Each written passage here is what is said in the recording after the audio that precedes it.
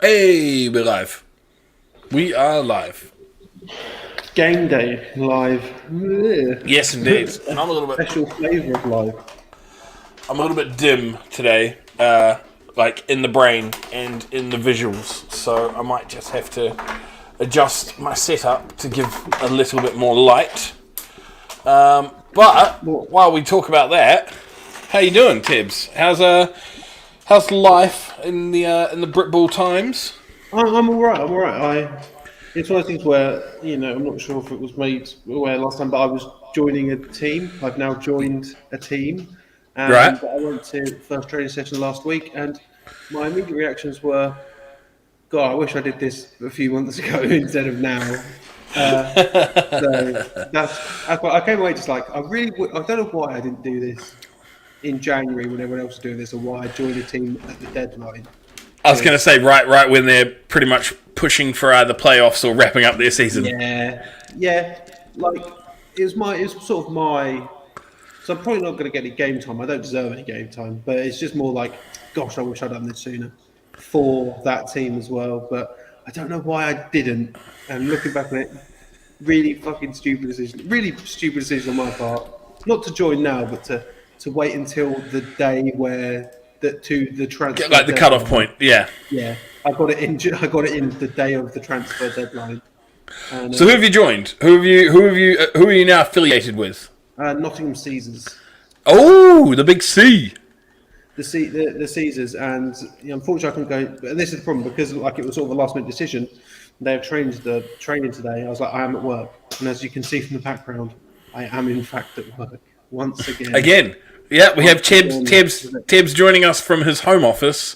from and I'm just a hoarder. I'm a hoarder Yeah. of different types of vape juice. Pharmaceutical black market peddler is our That's it. Tibbs. All good quality products here at Vape Shop, which we won't mention. Pimp Juice Vape Shop, LA. Might as well be. Might as well be. Yeah, Right.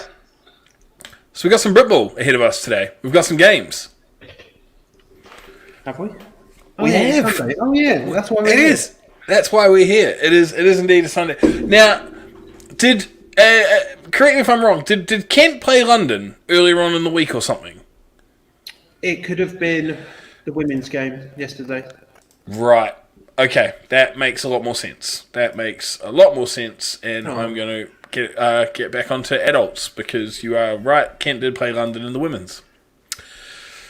Thank you, James. I'll see you on Wednesday if you're there. If not, I'll see you on Sunday, where I'm not going to say anything bad against the Holton Spartans because when you join a team and you're on this platform, you're not allowed to say anything about That's any true. team that you're Yeah, on. very true. Not until you've actually stepped out on that field Exactly. and done something can you start chirping. I fully agree with that. Imagine being that guy who hasn't played a snap but talk bollocks. No, I'm simply just happy to be there and people try and learn as much as possible in the one session I've left before a game where it decides the Nottingham Caesars playoff chances. Unbelievable. I have played with the never played a snap all season, but still chirps like he's the star quarterback Oh guy. yeah, I did that in my At every country I've played ball in. last year. Like- Last year of uni, I think I played maybe 3 snaps and talked bollocks the whole time. It's a bit different though. Like I feel like uni sports are a little bit different though. Like uni sports are meant to be taken with a grain of salt, is my opinion in it. I don't know if it's the same for the UK, but back home they kind of are. Like they're unless you are right at the very very fucking pinnacle of the uni sport, like, and you're pushing for national selection and things like that. I just feel like uni sports are there as a piss up. I mean, yeah. I mean, especially when it's like we were just having it was just a good time. But we'll see because I don't know what mentality I'm going to bring to Nottingham. Gloucestershire if they give me my fucking PhD and hurry up and tell me if I've got it or not. But yeah, who knows? Who knows? I might just take over the team. whoever the head coach is.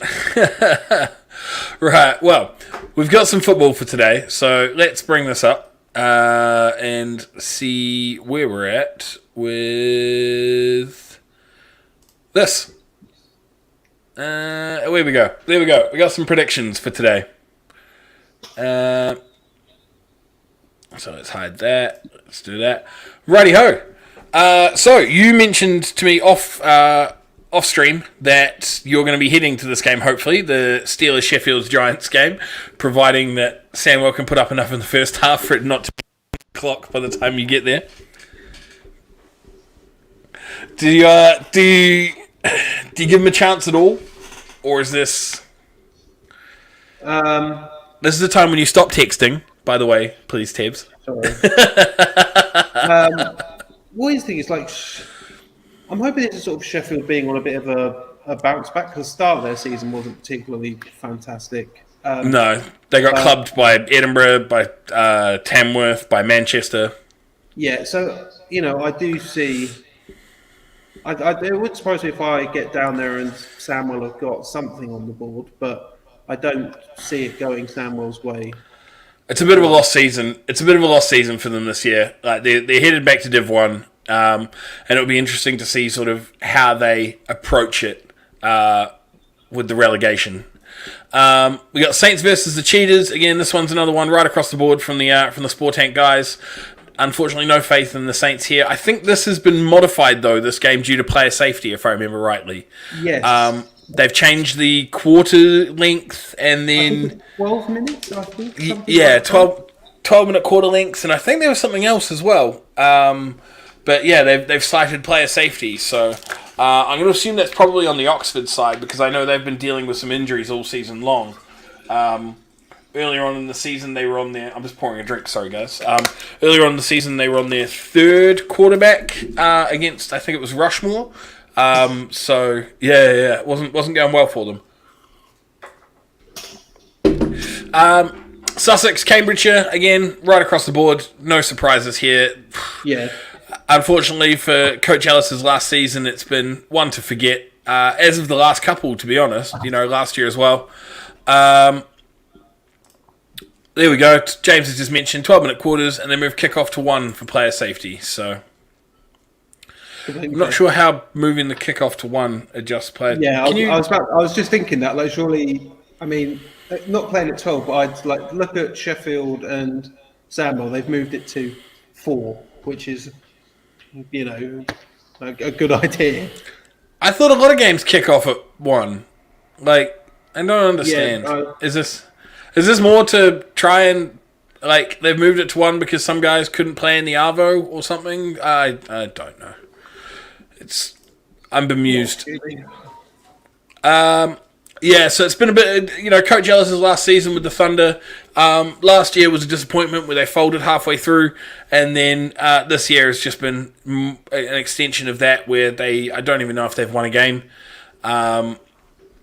It's just been painful for them so far. So, unfortunately, I'm predicting more of the same. And everybody, they haven't won a game this season so far. So, everybody else is predicting that too. So, we move down to the Roughnecks versus Clyde Valley. Stephen Hatch have both gone Clyde Valley, which I don't know if that's too far of a stretch, to be honest. I'm just looking at the moment. Roughnecks are 3-2, Clyde Valley's 2-3. It looks like they've scored pretty similar points. So yeah, it's interesting. I'm just gonna have a quick look. Yeah, so the last time these two teams played was in week 1, and the Roughnecks beat them 13-6. So yeah, definitely wouldn't have been surprised if we'd gotten more than just the 2 on that one. But right, you need to explain the Kings. It's the same thing as the Black Knights a few weeks ago. I think I'm ready to bestow my holy power upon. You've got something that aren't doing so well, and you can see it again. There's another one further down on the list where I'm doing the exact same thing. Is it the Raiders? Yes. Yes. You see, that's the plan now. Get people their photo in and get treated like, I believe the quote was King of Worcestershire was bestowed upon me for the Black Knights game. So that is the plan, at least for this week. Yeah, no, and there was another team before then as well. You've picked a couple where it's just been like no one has thought that they would even get close, and then they've come through with the upset. I can't remember the other one, but yeah, 2 weeks ago with the Black Knights, you are correct. So we're thinking it's with the Kings this time. That is brave, and I can understand why you've done it. But yeah, with Dunfermline, yeah. The Highland Stags haven't lost a game and are looking very, very secure at the top of the table. And the trap game, it happens. Get too overconfident, boom, Kings come swooping in. The Kings haven't scored a point all season. So right now, the win loss for the Kings is they're 0-5. And their points differential is minus 211 with 0 points scored, 211 points against. Interesting. And yeah, if it was in the bookies, I'd put £1 on it. Mate, if it was in the bookies, you'd be like even just for the money line, you'd be staring at like a 50 to 1. Honestly, take me. King's money line. That's me right now. King's money line, is it? Right. I'll tell you what. I'll give you you can put 10p down on it, and I'll give you 100 to 1. I'll give you 100 to 1 on 10p. How does that sound? That's pretty good. I like that. Yeah. I like that. All right. Maximum bet 10p, but I'll give you 100 to 1. We got Donny versus South Links. Now, I don't want to put words in Mikey's mouth. Well, I do definitely want to put words in Mikey's mouth. I didn't speak to him about this. I don't need to speak to him about this. I'm pretty sure he abstained from picking because, in his words, both of these teams are fucking woeful. Well, yeah. So he was not gonna debase himself by having to even think about who was going to win this matchup. So he was just like, nah, fuck it. And Hatch has just gone au contraire with a big boo lightning in the middle there. While the rest of us are praying for Donny. So now, as we move down, we look at the Bombers versus the Warhawks. Now the Warhawks have been on really, really good form the last few weeks. They've played South Links and Doncaster, so they've looked really good. Yeah. And it's apart from the Bombers losing to the Alphas a few weeks ago, like the Bombers were sort of in that conversation for who's going to win that division, which is why I think the most important game coming out of that division is going to be the rematch further on down the season. I think it's somewhere in, I don't remember, they've told me the date. It's going to be Scunthorpe versus Lincolnshire, and I don't see the Bombers tripping up at all over Humber. Well, the interesting thing about this is we've just So the interesting thing about this is both teams have been on good form. I don't know if Lincolnshire's played recently though, because I think they've had a couple of pullouts. So I definitely think it's going to be a close game, a closer game than's predicted by us. I lent Lincolnshire because they've been strong, they've been good, but I could see a Humber upset because they've been great as well. So I think it's going to be a really good game. Given how many people I know on Lincoln, I'm not going to say that. There you go. Unbelievable stuff. So James has just mentioned that kickoff is normally 2:30 for most. He thinks, not sure why one has been chosen as it's in that hottest window. Yeah, that doesn't feel like safety, chucking people out in 29-degree heat. This is interesting. Russ, what's going on? What is going on? 7-7 with the Saints. Can you... What? In a game that has been modified for player safety? Wait, has it? Yes. This is the game that was modified. Yeah, it is this one, isn't it? Yeah. Right. Ooh. Those extra few minutes. I tell you what, I'm just I'm intrigued. I want to know what's going on in the game right now. So as we move to Crew and Lee, we got a few Railroaders supporters here, but myself included, actually. But there's a slightly overwhelming support there for the Miners. So you've backed the Miners. Now, Crew did win the reverse fixture. Any thoughts? I mean, just after they won their first one, I think it's just a big celebration in Lee, and it's just every time I see their name, I think of the joke, and it pains me to this day to think about it. So they're just always lodged in my brain somewhere. So that's why I picked Lee Miners. So we've got an update as well from the Cornwall Somerset game. I'm just going to jump down to it very quickly. We've all picked Somerset to win against Cornwall, and Somerset are up 6-0 after just kicking off 15 minutes ago. So that one is probably going to be a long one there for the Cornwall guys. Is this the third meeting? Right. So Crew won the first, Miners won the second. This is the third meeting.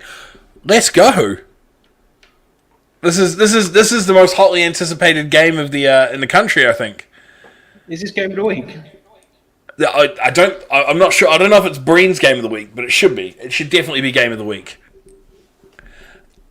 Now, speaking of a non-game of the week, we've got Gateshead versus DC. No love for DC on this one, unfortunately. It's just not looking.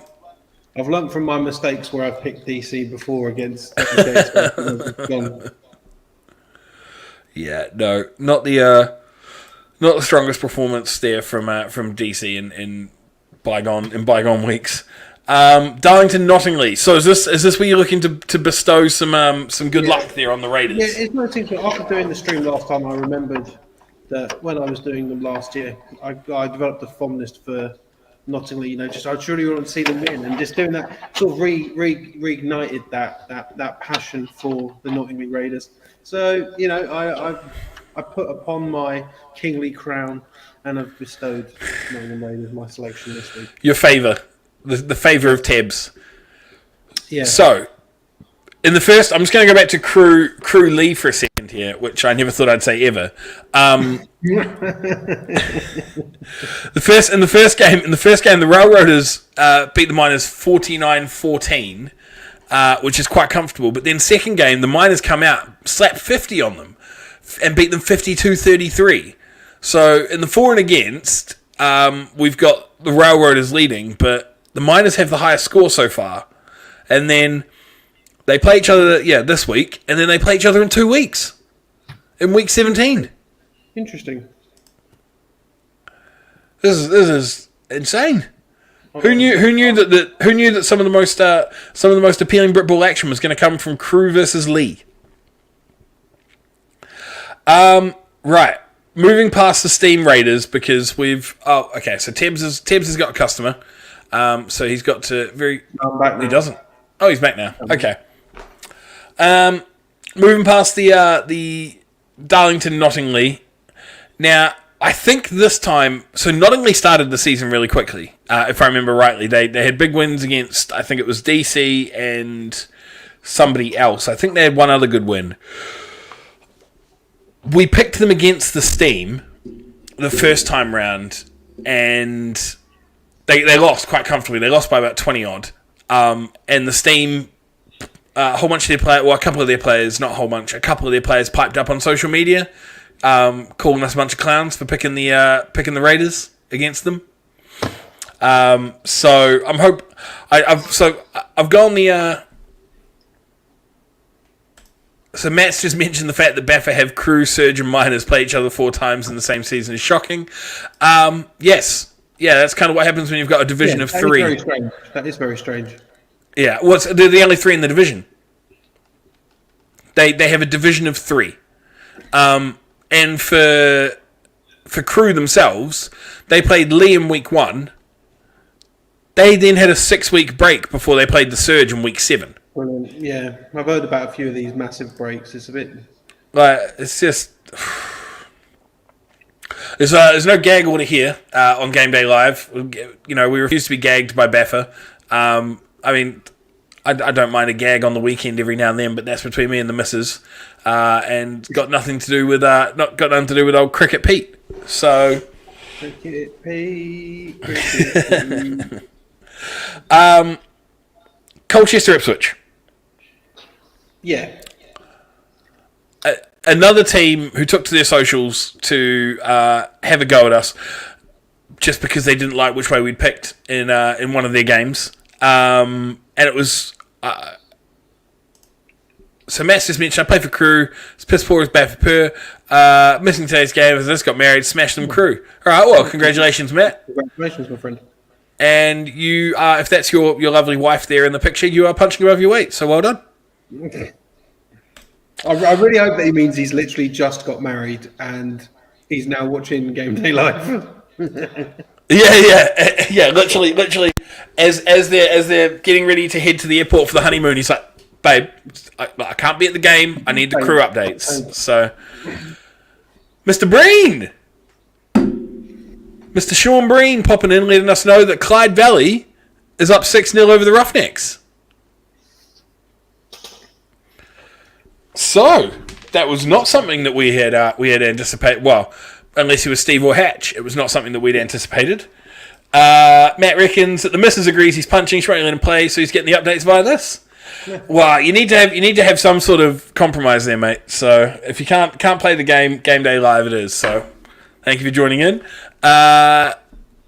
Nick's just mentioned he thinks Crew's division got shafted by the Morecambe and Furness piling in. Yeah. Definitely, because what was that? It was the Furness Phantoms and Morecambe. Was it like the Morecambe-based Storm? Is that right? You have no idea, do you? Yeah, I'm just looking at you. Furness, I do. Morecambe, not a Scooby. Not a Scooby-Doo. Yeah, I think that's they ring a bell. And yeah, that was just a woeful division. Like, Staffordshire used to be decent enough, but just wow. Nick said, yes, there we go. So appreciate that. Bombers 2-0 over Humber. Block safety for a block punt for a safety. So still showing out to be quite close on that one. I'm hoping the Bombers come through. Okay, so we've got some. I don't want to talk smack about this division too much longer because it looks like we got a whole bunch of Crew players in here. So, who did I pick for this? I picked Crew. Okay, right. As long as they're in here and I pick them, I don't feel so bad. I can pander to the audience. You picked Lee, so they hate you. There we go. We got some minors players. Shouldn't you guys be playing? What is going on? Thanks for joining in, but I'm pretty sure you guys are supposed to be playing. Right, Ipswich, Colchester. Me and you have both picked Colchester. Is that purely because you hate Ipswich? No, it's because, again, this is sort of just going based on, obviously, last year's stuff. Last year when I played against those teams, Colchester was clearly the better side. And for me, Ipswich haven't been doing a whole lot. As far as I'm concerned, Colchester aren't as dominant as they were last year, but even still, I'm picking Colchester Gladiators. Okay. We've got another update from the Somerset Cornwall game. Somerset are in again. That's 12-0 for the. Oh, now you say I know for a fact that Paul is watching from South Carolina. Shouldn't you be doing other things, Paul? Live your life. Live your life. Unfortunately, we have got a bit of an echo there, Jonathan, because Tebbs is streaming from work. As you can see, he doesn't just have a pharmaceutical background for Bants, so no any earpiece. So unfortunately, there's going to be some background echo on this production. We do apologise. Ashley's just mentioned that she's a supporter, but not very well. And then Jonathan's stoked that you're streaming from work. Yeah, so honestly, as much as they let me get away with things here, they're not going to allow me to bring in the full professional setup, so I am going to have to make do with what I have today. I just picked Colchester because I hate Ipswich, and I just refuse to back Ipswich any way, shape, or form anymore. So it's just literally a personal bias. Ouse Valley versus the Devils. You've come out and you've picked Ouse Valley against Norwich. Now, is that purely because of your previous affiliation? Yes. Or do you legitimately think they can win? Well, genuinely, I think that 9:30 in the morning. It's after Ouse Valley's last game with Ipswich, they've definitely found something. Don't get me wrong, it came down as a loss to Ouse Valley, but putting up 34-35 in a losing effort against Ipswich was a lot higher of the scoreline than they've had, all season and definitely last year. So I think that Ouse Valley have clocked on something. This very well could be one of their last games. Norwich are going to probably win the division regardless. So, it's sort of that tale as old as time. Norwich going in there, probably not being as pumped up for the first game, knowing that they've got to prove themselves. Norwich have won the division. While Ouse Valley are just looking to spoil some chances, they've obviously got something clicking. So realistically, I'm not going to be surprised if we finish today, and it's not. It's going to be. I think it's going to be closer than everyone thinks it is going to be. And I think Ouse Valley could genuinely do it. And also, I like Ouse Valley. There you go. All right. Well, it's nice, comprehensive. I'm just getting rid of our lovely stream mate here. Spam. Yeah, basically, so Paul's the one who peer pressured me into joining the Caesars. Ah, I see. And he's also. And I tell you why. And I don't mind people knowing this. I've joined the Caesars because me and Paul had a conversation which started because of how much I dislike the Birmingham Bulls. There you go. Ooh. Dislike of the Bulls. Yeah, I don't like the Birmingham Bulls. It's an interesting team to dislike, but I don't like Birmingham, and I've played against the Bulls. I didn't like them then either. So, Christ alive, this guy's going real deep with his spam. Yeah, and I don't know how to block him. I know we shouldn't gratify it, but I'm trying to delete them as quickly as they can pop up. So Jonathan's asked, why don't you like the Bulls? Just because I played against them and they weren't. They were just a bit dirty, and also, living quite close to Birmingham, I don't want to deal with the traffic of getting there. I'd rather drive an hour to Nottingham. There you go. Don't like the Bulls. God, he's going real deep on it, mate. He's going hard in the paint. So just to let people know who's don't have the comments, someone's just spamming in our comments, tagging people who are currently watching. So I was just trying to delete those as quick as they come in because they're very annoying. And I've banned him as well. I've figured out how to ban him. Okay. Steve usually does all this. It's very strange that he's picked that game considering. Hold on, I've got a customer. Oh no, it was all of them, wasn't it? I thought he was going hard at all of them. Nottingley. Oh no, it is. It's literally just Darlington versus Nottingley. Yeah, you've got. Sorry. So I'm just gonna very quickly show it up. This was one of the spam comments that was popping up here, guys. I've managed to get rid of him. I've banned him. He's coming in with. Oh my god. Like we have reached new levels because we've now got Matchday live as well. They really want you to go watch this Nottingley game, which I can tell you probably don't want to.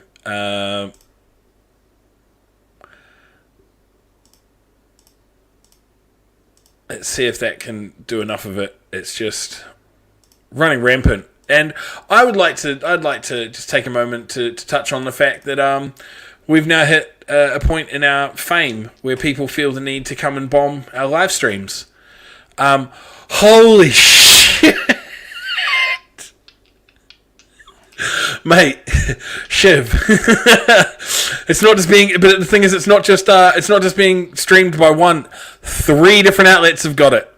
Live 88 Sports, Matchday Live, Score Live. This Nottingley Darlington game is going to be just unreal. it's going to blow the doors off. And yeah, you're right, James. It is a complete spam link. They post it absolutely everywhere, and it's annoying. It's annoying as hell.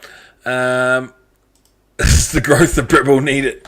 Well, it's you not doing your job, mate. That's what it is. You've had so much time to build your news network and to promote the game. They're just filling the gap that you've left. Is this run by a Nigerian prince that asks for your bank account? Yes, it definitely is. Unfortunately, Ashley, we have not got a score on the crew game. The thing is, there's enough crew players in here that I'm hoping that someone has got a score for the crew league game, but we haven't actually received it come through just yet. We have got another update on the Somerset Cornwall game. That's now 18-0. So I'm taking Ash, you're not playing in that one, as the Wivens are 18-0 up now. Right, is there anything else that I need to... I think we got them all.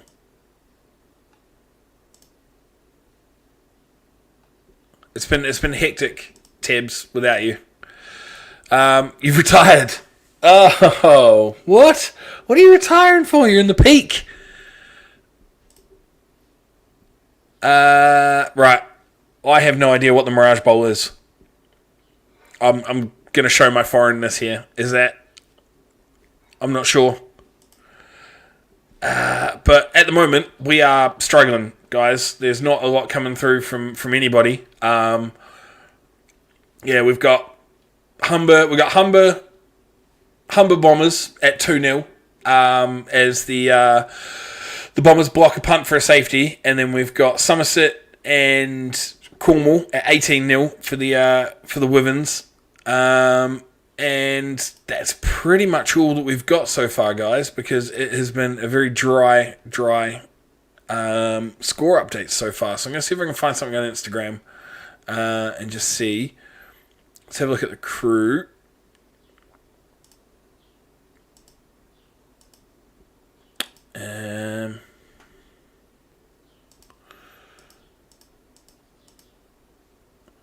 No.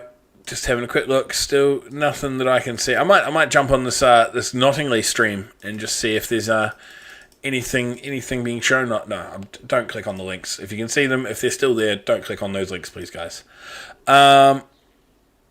We believe the source have turned up, Darren. Haven't been told otherwise that the game's been cancelled. So as we move down the predictions board, there we do see Hereford and the source. After last week's performance, both Mikey and Tebbs have gone with for this game. Oh, mate, someone really wants to let me know that Nottingley is playing Darlington at 2 o'clock. Like,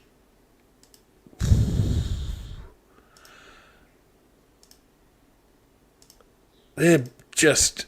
There's more... How many websites have you got, mate? This is unreal. Yeah, unfortunately, we are still struggling for updates right now. And it is dry. And you're right. The guy does need to get a life. I think they might be, Nick. I don't know for sure, but I do feel like there could be a Nottingley game this week against Darlington. I think that could possibly be what's happening. As we take a look here, see if we've got any more score updates for you guys. Let's see. No, made our way through. Nothing popping up that I can see. So if anybody else has got anything that they've heard, anybody in contact with, and this is going to be very, very dry otherwise.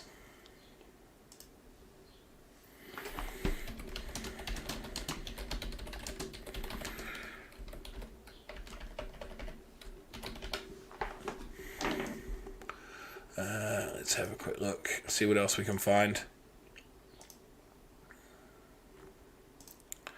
And Tebbs has run away. He's just completely given up on me, leaving me to talk on my own.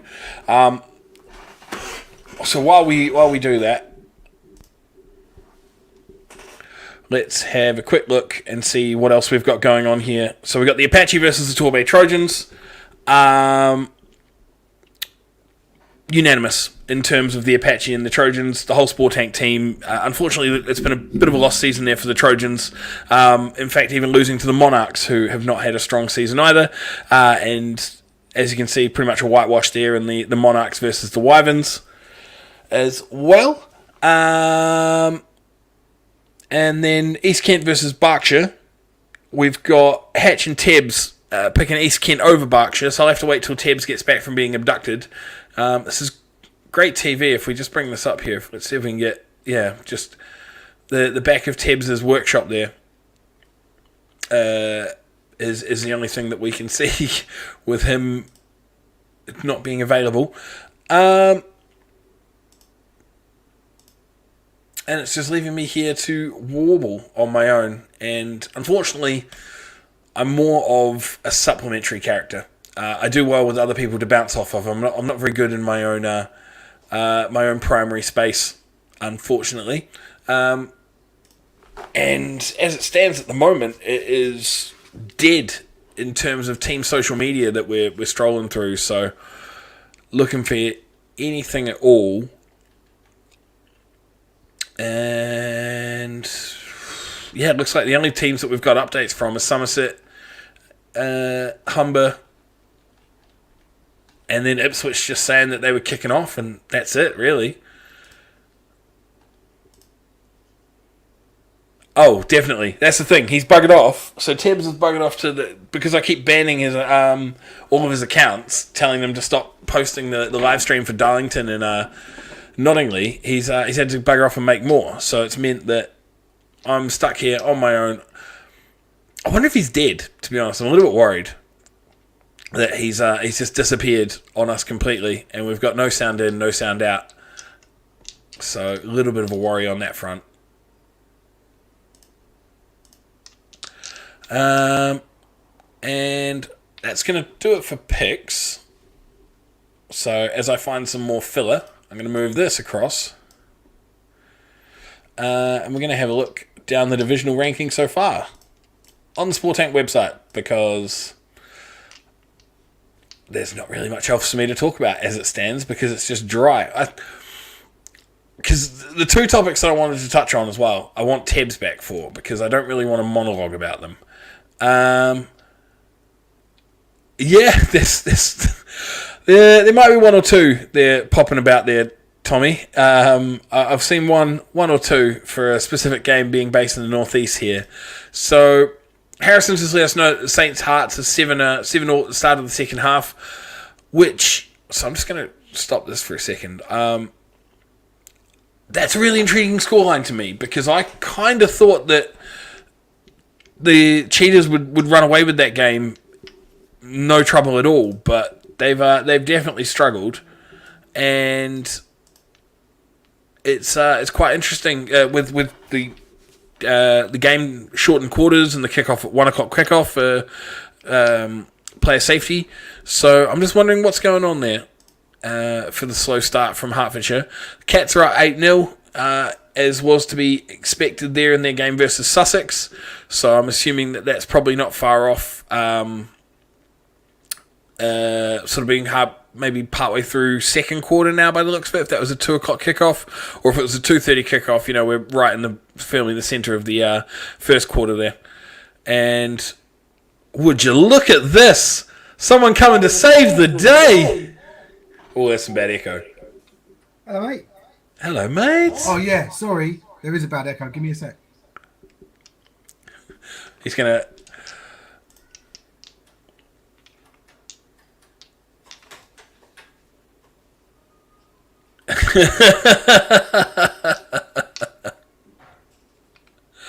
Right, so Mikey's just mentioned he's at Lincoln versus Humber in the definitely bought jerseys from one of those random little Asian fellas in your team inbox bowl. It's 2-0 to Lincoln. They failed to punch it in from the one on 4 occasions a few minutes ago and have just had a TD pull back. How was Bristol? Yeah, good. Can you hear me all right? I can, and I can hear your wee fella as well. Yeah, he's playing the Nintendo over there. What Go did you on, say, son. mate? Look, there's a bomb picture. I can't. I'm doing this. Oh, look. I can't look. No, just play that. No, but look. No, I can't look. But look. So explodes. Okay. They can talk. So we've. You need to let on the phone call. You need to let me talk. You just play that. Sorry, I set him up with a Nintendo Switch and. Didn't realize that all he wants was your attention, let alone a Switch. Yeah, I know. How are you, mate? How was the? Well, I just asking how you were. How the trip back from Bristol was. That's all right. It's not as hot as everyone says it was going to be. I don't think. It's supposed to be tomorrow, something, isn't it? Oh, is it? Yeah, I need to. Well, I can see, as you can see, my ball patch is showing because I'm sweating. So my comb over's not doing so well. What's happening with Tebbs? Is he? Oh, he's dead, mate. No, he is well and truly dead. Mate, have a look back. Oh, can you see previous comments from the lobby? Yeah, have it, mate. I've had a lovely time. Yeah, like in here. The private chat. No. Just in here, like the comments on the stream. Yeah, I've had a lovely time chasing a live streamer who keeps trying to get us to all to watch Darlington versus Nottingham. Shit. Yeah, I'll go and ban him. I've already done it, mate. I've banned all 3 of his accounts so far. That's my nut. So, we've got some updates now. I was just complaining about how dry it is for score updates, and then you jump on and people go, oh, Steve's here, let's give some updates now.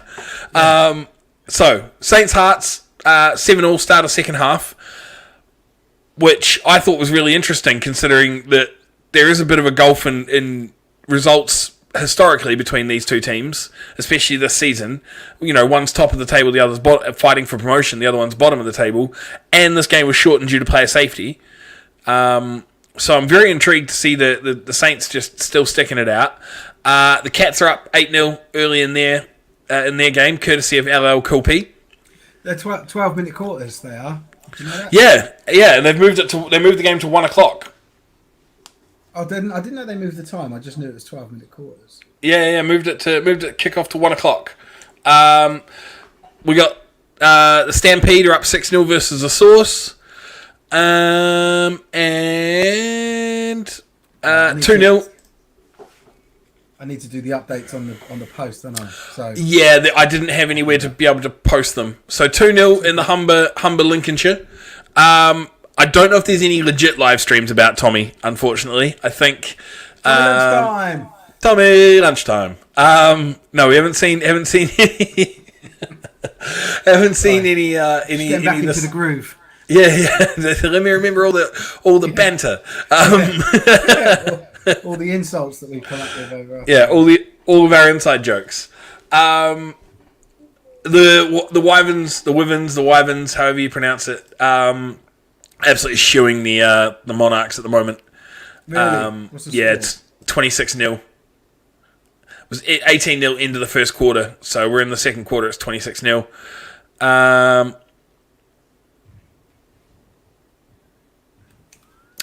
It's my accent, Darren. That's not fair, right? Alright, I say golf and golf as the same thing. That's not very nice. And I can hear an echo. Why can I hear an echo? To be coming from Tebbs. Oh, Tebbs is actually muted, so I'm not sure. It could be coming from me, but I don't know. Maybe. I can't hear the echo on stream anymore. But Tebbs has got no headphones either, so there'll be a little bit of feedback from his when he unmutes. Crew have taken the lead in the league crew game, and my lovely girlfriend has just come back from the shop with an energy drink for me. Bristol Devon score. Is that this? Devon? Bristol were playing. Torbay. Torbay's from Devon. Yeah, Torbay's in Devon. They're not Devon, though, are they? They're called Torbay. Yeah, but no. Give him a break. It's the same thing. I was going to watch that game because they played on the pitch that we were training on. Oh, right, okay. How far is the drive back from Bristol for you? Hour and 20 minutes. That's not too bad. same to go to Solent or one of the London teams. So I was sort of like in the middle of everyone. Yeah. So I decided to go with Bristol. You should definitely catch up with Lloyd at some point then, because he's down that way. No. Is he? Yeah, he's down in Calne. What? It's a little town called Calne. Calne. It's like sort of Bristolish way. He's not in Calne itself. He's in the surrounding area. It's near sort of Swindon and stuff. Yes, it It's is. like Yeah, just- it's sort of halfway, just over halfway between where I live. Swindon and yeah. Swindon and Bath. So he's down that way. And his missus is pregnant with their first child. Yeah. Yeah, What's the name? Emily. Emily, indeed. So are you gonna get to the question that everybody wants to know, get a game in this season? A what? Are you gonna get a game in this season? I hope so. I kind of hope you won't. I have played. I played against the Exiles. 6-3 CBB. Told you that. Yeah. That they were going to win that. Well, you say you told me. You I wanted to ask you about this actually to see if you had some inside information because you and Hatch were the only two who picked Clyde Valley after Aberdeen won the first fixture and it was close. Yeah. So no inside information, and also didn't I didn't look at everyone else's picks. I just picked what I wanted, so I didn't know that other people wouldn't pick them. I just fancied them. I don't know, but there's nothing. I think they're going to win that game. That was it. Yeah. I don't know, Yeah. You just looked at the two names and you went, Clyde Valley will win that game. Yeah. There's no doubt in my mind. Yeah, it sounds like Tebbs. He's got a few of those, like Nottingley over Darlington, the stream of the week. I heard my name being mentioned in regards to picks that I have or have not made. Wow. Yeah. No. It's just Mikey. I'm replying to him. Ah, cool. All right, I'm going to look at some. Have you? I suppose you haven't been looking at. Well, it's been dry, mate. I've tried, but I just went through stories that you'd set up, and no one had anything. Sounds about right. So I was like, yeah. Mate, if it is proper dry, and we're just not getting anything through, we'll just cancel it. Yeah, but it's not so bad. I can be a better parent to my son. It's not so bad when there's three of us though, because we can actually have interaction. But when there's one of us, because someone's been kidnapped from the middle of his vape shop, and I'm just sitting here. Would it be great if there was an armed robbery and I need shot? to provide excellent customer service, all right? On street. Like I ended up having to provide content. Like I was sharing my screen for the pics that we had up. So I'll just share it now quickly. I'll show you what I had going on. So I was sitting there sharing the screen like this, and then when I messaged you guys saying that it was dry as fuck, I didn't realize that messenger was on this screen, so it just pops up. And it's just me. It's just me messaging saying that it's dry as fuck. That's good. And then I had to play it off and just sort of hide it. And I was like, well, they're just not going to touch on that at all. But yeah, it's probably about 20 minutes back in the stream. I was like, let's just bring up my messenger chats and share my screen as I talk about how dry it is. So. Cards Glads 6-7. Oh my God, it's Told you. on fire. Yeah, I picked Colchester as well on this one because I hate Ipswich, but it's still early doors. Wait. I wanted to ask you actually about the East Kent. That's what you heard your name about. East Kent over Berkshire. That one's not a clue. Not a clue. Is that like a Steve? You looked at the two names and went, yeah, he's going to win that. Yeah, that one I did. Yeah. Yeah, it's not like the Nottingley or the Kings one where I was like, well, I know these teams probably aren't going to pull it out, but You're hoping. that one genuinely not a clue. Yeah, no, understandable. Your Lee bestowment has not worked so far, as Crew is up 8-0. But the comeback is still possible. Yeah, but I can't say anything disparaging because there are Crew people in the. Can. Hello, mate. Hello. How you doing? Fine. Yeah? Yeah. You playing some Switch? Yeah. I got a question for you. What? Who do you think will win out of Lee and Crew? I don't know. Pick one. You got to pick one. Lee or Crew? Lee. Lee. All right. So he's a Miners fan. All right. Good work, buddy. Good work. You're gonna get some hate mail.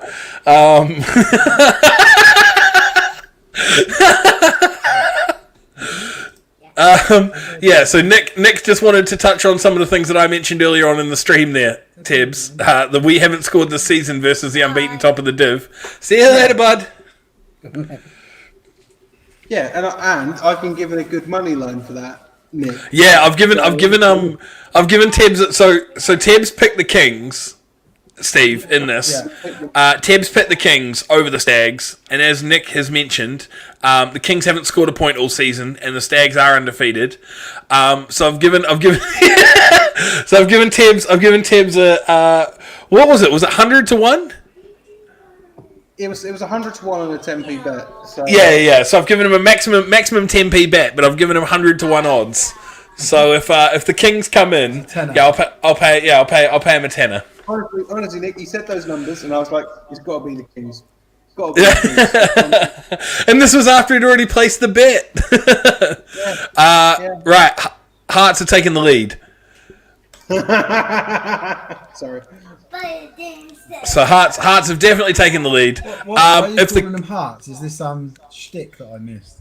No? What do you call it? Hurts? No, but no. It's just that he's put Hearts shit.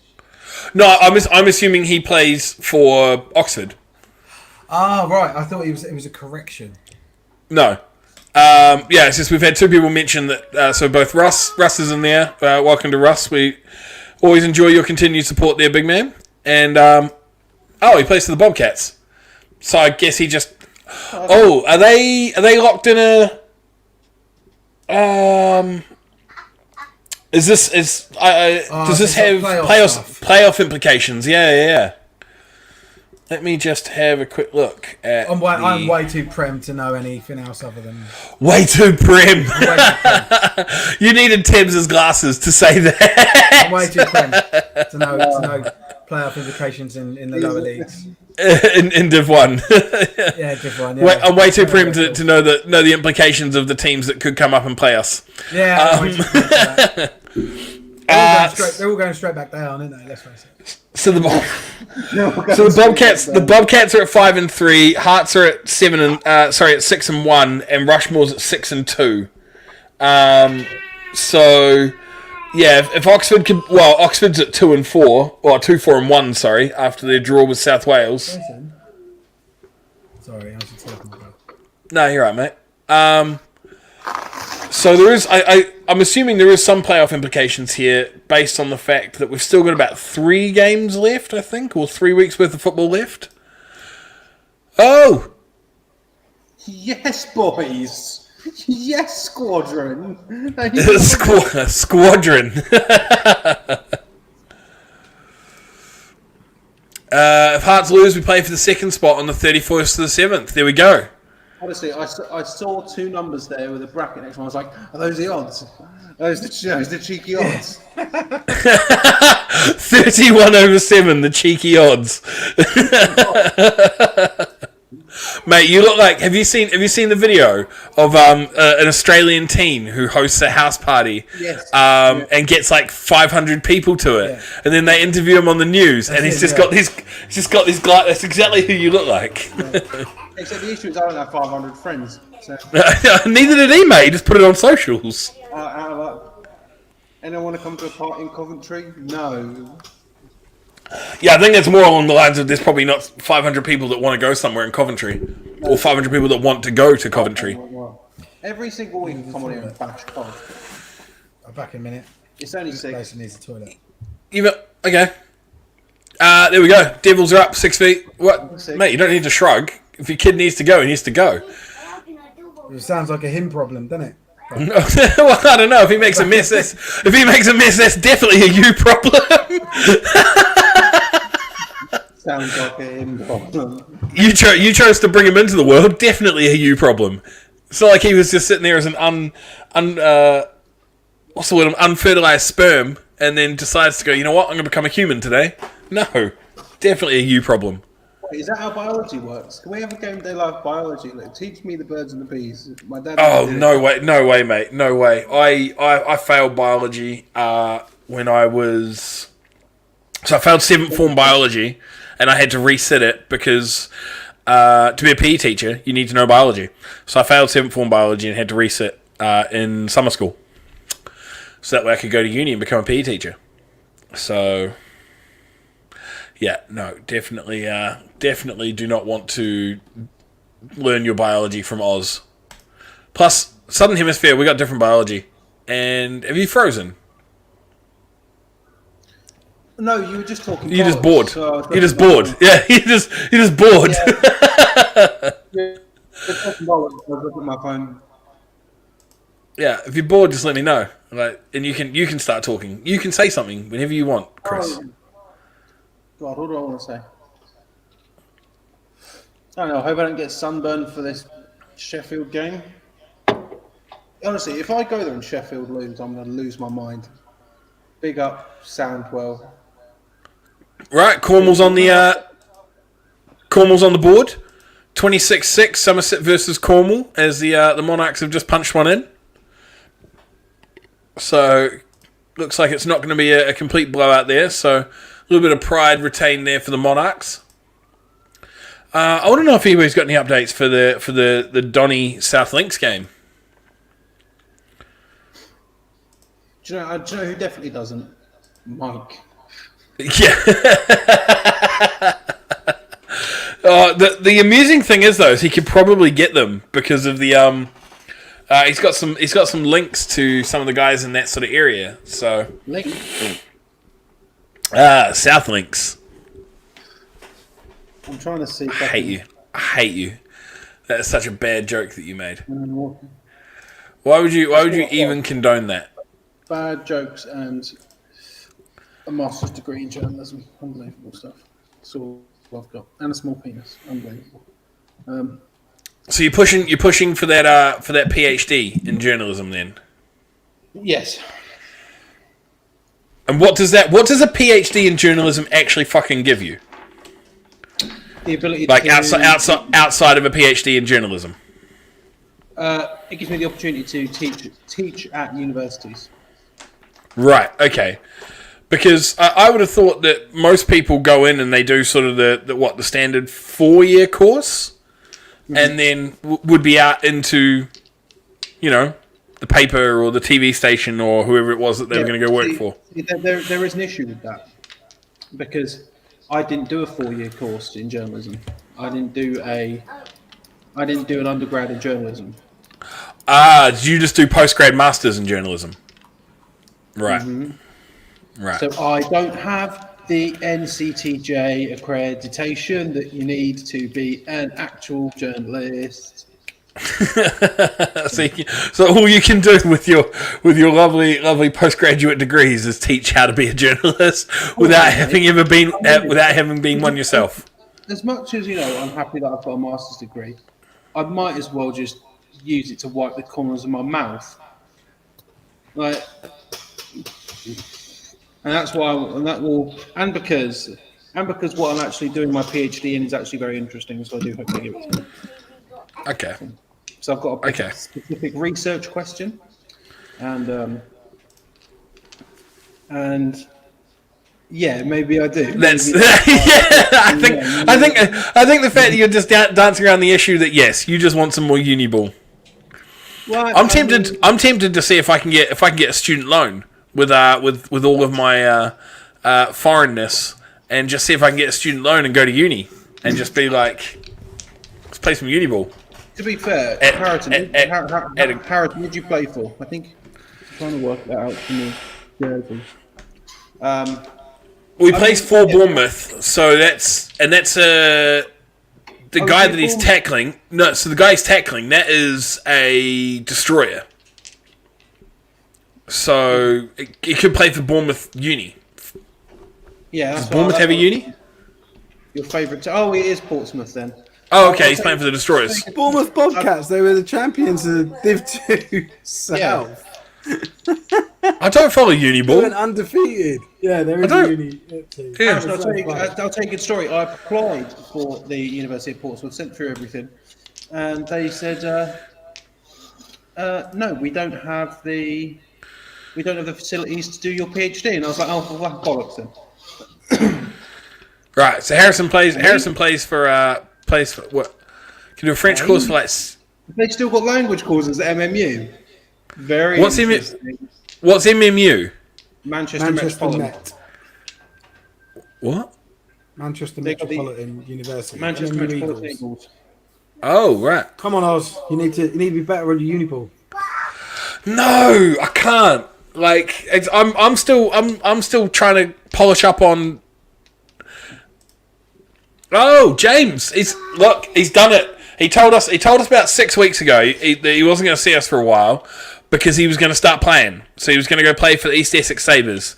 And look at that, he's got his Facebook photo. So he's been there, he's played a game, got his Facebook photo, and now he's back. And now he's back watching us. No, welcome back, James. We're glad to see you. Can we call him Good Grief? Okay, we can call him Good Good Grief. Grief. Good Grief. Good grief. What about? Oh, that's awful. That is awful. No, That's what's happening. Portsmouth turned around and said, "No, we can't. You can't come here." So Gloucestershire, it is hopefully. Well, it's Portsmouth loss. Now, Steve, I wanted to touch on the fact, have you been getting aggy with people in our comments again? Not on the show, but your most recent post, I believe it was your post, about the BAFA coaches being gagged. Yeah. Have you been getting aggy with people in the comments? I don't think Aggie. I just said to him, like everyone. So it's funny. The very thing that I called out sounds like me. Good grief. The very thing that I called out was that these coaches can't share, anything negative about BAFA. So for example, the 6 proposals that have been put together, like these coaches can't speak out and say, yes, I agree with that proposal. Right? So they can't even provide positive feedback. No, not allowed to speak out because you call it positive feedback or constructive criticism or whatever you want, but that's considered to go against. They're not allowed to speak out against BAFA. So all of these. So and I basically said, well, that there goes your credibility. Like, so don't because I get a lot. I get very. I think BAFA leverage me to gain support. Right, I get called a BAFA basher and all this other shit, and a troll and. I mean. Well, no, I give it credit where it's due. It's just it's not been due lately, right? And I've actually rescinded back quite a lot and held back quite a lot recently, and just sort of let things happen because it seems to be that public perception and public speaking power is really taken over in terms of the narrative. I don't need to drive a narrative or whatever. But anyway, so I was saying that essentially anyone that is from a national program or so involved or about to be involved or wants to be involved, I'd like your opinion has been taken away from you by BAFA and there's no point speaking to me. Like that, like I didn't say no point speak to me, but that's how I feel. Like, why should I converse with someone like that or pay any attention to someone who is legally bound or restricted by this clause?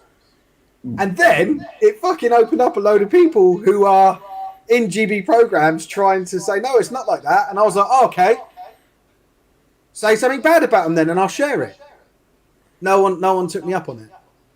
Like, so I was like, and then one of the guys turned around and said something like, the way that you posed that question right there. Aggie. I don't consider that Aggie. It's me just saying, put your money where your mouth is. The way that you've posed that question, though, is say something bad about them and I'll share it. Yeah, what if they don't want it? What if they don't want to say something negative, though? No, exactly. So that could just be a choice, though. That might not be they've been gagged. But the whole point is them saying is that like they're arguing and saying that isn't the case, and I was saying, well, prove it. That's what I was, and don't tell me there's not negative things that can be said or constructive things that can be said about the way BAFA are doing things. There's absolutely shitloads of things, and they just needed to say one, and then I would have shared the post, and we'd see what happened. And one of the coaches turned around and said, well, why would I do that? You're just trying to get me kicked out of my job. And I was like, that's it. That's what I'm fucking saying. Like, so I don't consider it being Aggie. I was just like, I called something out, and the reaction to it actually just supported what I'd called out. That's how I see it. So yeah, like that's it. I think it's well, you read in the article if you read it. Yes. I think it's insane that BAFA are punishing people for making suggestions on how to improve something because they don't like this public perception. The public perception that it gives off. I think it's fucking awful. And people have said, oh, it's normal in companies to do that. Well, if I said something negative about something, the way something worked in my company that I work for, who I'm employed by, all that, I guarantee you that I wouldn't get a call from HR telling me, oh, you got to leave now or whatever. If I said, oh, we do this process this way and we should do it this way, like, who gives a fuck? As long as you're not giving away, like fucking sensitive or secret information. So yeah, I think the counter arguments. For me, you're talking apples and oranges. Like you're comparing one situation with another, and they're not alike. So I don't think I was aggy. I was just I'm quite relaxed about the whole thing. I don't care. Just like pointing it out. It was just a piece of information that I was passed on by a former BAFA director, and I was like, oh, I've actually got evidence of this. I want to put it into a quick article, and like obviously there were people saying, "Oh, what a fucking joke!" And everyone else that spoke against it is from a BAFA program. Yeah. So for those of you who don't really know what we're talking about, there is the BAFA Great Britain National Program has a staff and coaches code of conduct. And this is where, as GB coaches, they have a privilege of leading individuals who represent their country. While this comes to, with many advantages to it, also comes the expected level of responsibility and scrutiny. That they're supposed to remember they're an ambassador of their nation and the national governing body and the sport. Now, due to this, they're expected to follow. They're expected the following conduct to be adhered to at all times. And the point that we're talking about itself was. Aspect number 4. They are expected to avoid making negative comments either verbally or through media channels about individuals from the team, other teams, nations, organisations connected to football, and the officers of those organisations. So, interestingly, this is even funnier. It was shared with me today because I went to training and was talking to people. So the guy that shared that contract is actually the head coach of the Bristol Aztecs. So that's why I say it's sort of not Aggie. He's not my head coach. Like we just talk about stuff, and you can disagree and still, respect and like someone, But he shared with me that was the one that he signed, and it's actually out of date. And apparently, the more up to date one is a lot more strict and has a lot more sort of cutting words. Would that sort of tie in with what Nick's just put here? Yeah, so that's the point, Nick. So it says avoid, and it doesn't mean do not. Yeah, it says the word avoid, and I said cool. Say something then, and let's see what happens. Because people are trying to in my opinion, like with Nick here, trying to sort of pick peanuts out of shit and say, oh, well, that's it doesn't quite say that, but everyone knows the implementation and the application of it is that it's a gagging order, and they cannot say anything. If they do, they are out. That's what I'm saying. And that's what Coach Rains said. And it's written into the contract. Fair enough. It does start. Well, that example starts with the word avoid. I haven't seen the more up-to-date one. But you know that any single breach, or we know that any single breach would result in expulsion. Or So that, you know, and that was it. Like that, and that's my only point. I don't really care about it. Actually, it was just sort of like another, another example of just absolute shitness and Baffa trying to cover things up and just being a shithead organisation, right? Like, and I don't know. It seems to have struck a chord with some people, but I don't care enough. Like, if someone really wants to, like, I think they're splitting hairs when they're saying, "Oh, it doesn't actually quite say this," or like, just everyone knows how that rule's applied, and everyone and even the people that have said, "Oh, it doesn't say this; it's only in place for this thing." I've said, "Okay, cool. Well, if it's not for that other thing, the being negative or whatever, then say something negative. Like, you're telling me that it's okay to do something. Do it. You can't, and you won't. And that's my fucking point." Yeah, but the you won't part is a little bit different, because just to be devil's advocate on this one, like, there is plenty of things that you may not want to do purely for the fact of you don't want to do it. Like, it may not have anything to do with negative repercussions. It may just be, like, for example, just look at a relationship, for example, right? You're out with the boys, and you could be like, I heard your missus said that you can't say anything about her when you're out with the boys, and you're like, nah, that's not the case at all. Like, not at all. And it's like, okay, say something negative, and we'll share it out there, and we'll make sure that she hears that you've said it, and then we'll see what happens. And it could just be like, well, no, I don't want to say something negative about my missus. Like, I've got no reason to. Like, why would I do this for no reason? You're going off of the assumption that everyone. Well, you're saying that my assumption is that every coach has something. I was just basing it off the people you interacted with. No, you haven't. I was just basing off the people you interacted with, where you were like, say something negative. They could have. I guarantee you that those people that I've said it with will agree with one of those 6 proposals that have been put forward to Baffa for their AGM that they reject. EGM, sorry, they reject. Yeah. So, like, because those are all very common sense stuff. It's not, it's not just sort of like, the more, I don't know, cutting things that get said, and the more extreme. It's not like it's come from us. Well, me, yeah, like, because I sort of played a hard line with everything, and I'm cool. Like, I'm happy with that as my lot and how I sort of approach the sport. I know it. Like, if I wanted, do you know what? If I wanted to fucking be amiable to everyone, I'd call myself double coverage. Like, I've never, and the same with you guys, and I suppose this conversation proves it. I expect you guys to have your own fucking minds, your own opinions, to challenge me on mine, because I think that's the only way this sport moves forward. If you succeed, if we talk about something and you don't agree with me, and it's happened before, if you succeed in changing my mind, then we sort of move forward together, and we've gone through that, right? Like, that's how I see it. If everything I ever do is, to fucking give a hand job and be a yes man for fucking Baffa, how does the sport move forward? It doesn't. So I think these things have to be spoken about, aired, and hopefully addressed.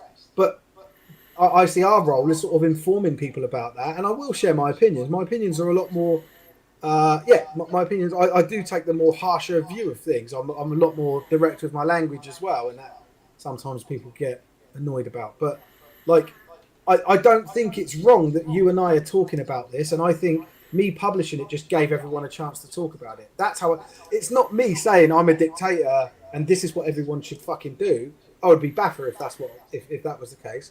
But I should be able to turn around and say these are my views on the game, and that's exactly what I do. I'm not, like, no one's subscribing to me, no one's paying me to do this, no one's paying me £10 a month to do and say the right thing. Or, like, of course, you don't have to be it. But also, you can absolutely disagree with me, and we can talk about it. Like, yeah, I think that's, like, I don't see the problem with that being the case. So for me, it's just another topic for us to talk about. It's actually not one I really care that much about. However, the fallout from it is that I genuinely, like, that anytime anyone levies some sort of criticism or comments my way about something, a policy or anything about the game, my first question is going to be, are you currently under contract with any of the GB national programs, or are you looking to move into a role with any GB national national program in the future, because for me, that taints everything. Now it taints the whole fucking thing because they've got ulterior motives. So like that was what. It's funny because that was what I was sharing, but everyone focused on the other bit, which was Baffa don't gag people, and so I was going back and saying, well, they do. Prove to me that they don't gag people by saying something. And yeah, I understand what you're saying. Oh, they may not have something to say. Like, you're right, but at the same time, like I guarantee you that all of those people do have at least something that would be considered constructive criticism that they could post, but they won't, or they won't post it because they can't post it. Yeah. Or no, that's fair. So like that's it's funny because like I wasn't expecting like the type of reaction I got from the post. I was expecting a couple of people to speak up and stuff, but I feel people are missing the point of the post. Like arguing the toss about whether that thing exists, when what I'm saying is because this thing exists, I can't trust, and no one should be able to trust what these people are saying. Because their credibility has been taken away from Baffa because of that clause. Yeah, I suppose that's the thing. To me, that's what I was writing when I wrote the fucking article, and everyone's, like that's the effect from the cause, and everyone was focusing on the cause, which I'm cool with. But I think the bigger question is, like why should Baffa be able to create this army of people who, if they're involved in GB, they've probably been around the game a while, know what they're talking about. Really clever minds in the game, and they're just being completely fucking silenced. Put in a box. Shut up, otherwise you can fuck off. I think that's wrong. So I'm going to touch on that with you in a second, but just before we come back to it, just going to give a few score updates that we've got. So we've got the Devils 9-0 over Oz Valley. Unfortunate, they're Tebbs not feeling that one. The Cats are up 16-0. LL Cool Piece has let us know there. Glads have taken a 14-6 lead over the Cardinals, and 20-7 Crew over the Miners. So the Miners D intercepts, Miners O fumbles, Crew turnover, and then score on their drive, but missed a 2-point attempt. So it sounds like it's all going on there at the Crew game. And we got halftime there. It's for the Gladiators Cardinals game has gone to halftime. The Humber, I believe the Humber Lincolnshire game is at halftime as well. It's 2-0 still. Between Humber and Lincolnshire, and Somerset and Cornwall have gone to halftime with Cornwall trailing 26-6. So Nick's just asked, is the gathering internal and external, or just external public comment? Surely any organisation would have systems in place to raise concerns internally. It's external. Yeah, I mean, you'd hope so, but at the same time, there's been a lot of there's been a lot of feedback from people who have been formerly associated with Baffa that things never changed when they raised things internally themselves. So you kind of wonder if it's just walking around with the headphones on going, la, la, la, la, la, it's fine. So, I don't know. Well, we've had examples in the GB women's game of people who did speak up and did try and whistleblow, and they got fucking ostracised from the sport. Yeah, very true. Very true. Our friend Laura, our former teammate Laura, famously, fucking spoke up about some serious mental health issues and also handling issues and the sexual conduct of some of the coaches, and she got fucking blacklisted from that structure, from that whole program. Yeah. So yeah. It's like there's a bad track record there. So yeah, but yeah, there may well be some internal way of doing it, but it may also be that everyone's too scared to fucking speak up. They just all they want is to have the nice GB hoodie that they can wear around Sainsbury's and show everyone that they're part of some sort of Great Britain structure. But the other thing that comes about then with the internal structure is it's there's been a lot of questioning and everything raised around the removal of the red and yellow card process, which has especially come to head this week with more games being postponed. That was in one of the 6 proposals. So let's pick that one. So if I spoke off the record to one of those coaches, do you agree that the red and yellow card system should have been removed? And they say no. That's going against Baffer. Pray for Donny. Terrible. Pray for Donny. Boo Lightning. Renegades up 3-0 over East Kent. And then we've just been told Andrew's just popped in to say that it's now 6-0. So they've kicked 2 back-to-back field goals. Yeah, well, that's become quite prevalent at the sort of the front of Britball commentary this week. The red and yellow card proposal, or the removal of it, with multiple games that have. So we had obviously the modification of the Hertfordshire game. So the Hertfordshire Oxford Saints game was modified, and then we also had the removal, the postponement of another game, and then we had a forfeit between East Essex and South East Squadron due to the lack of players available from the squadron. And then I think there was a postponement for next week's game for Staffordshire and Crewe, which is a bit weird because Crewe's playing this week. I really don't. Well, apparently that's. I said I really don't understand that, but then I did see a comment on Facebook where someone has said it's because of holidays. A load of them have booked holidays.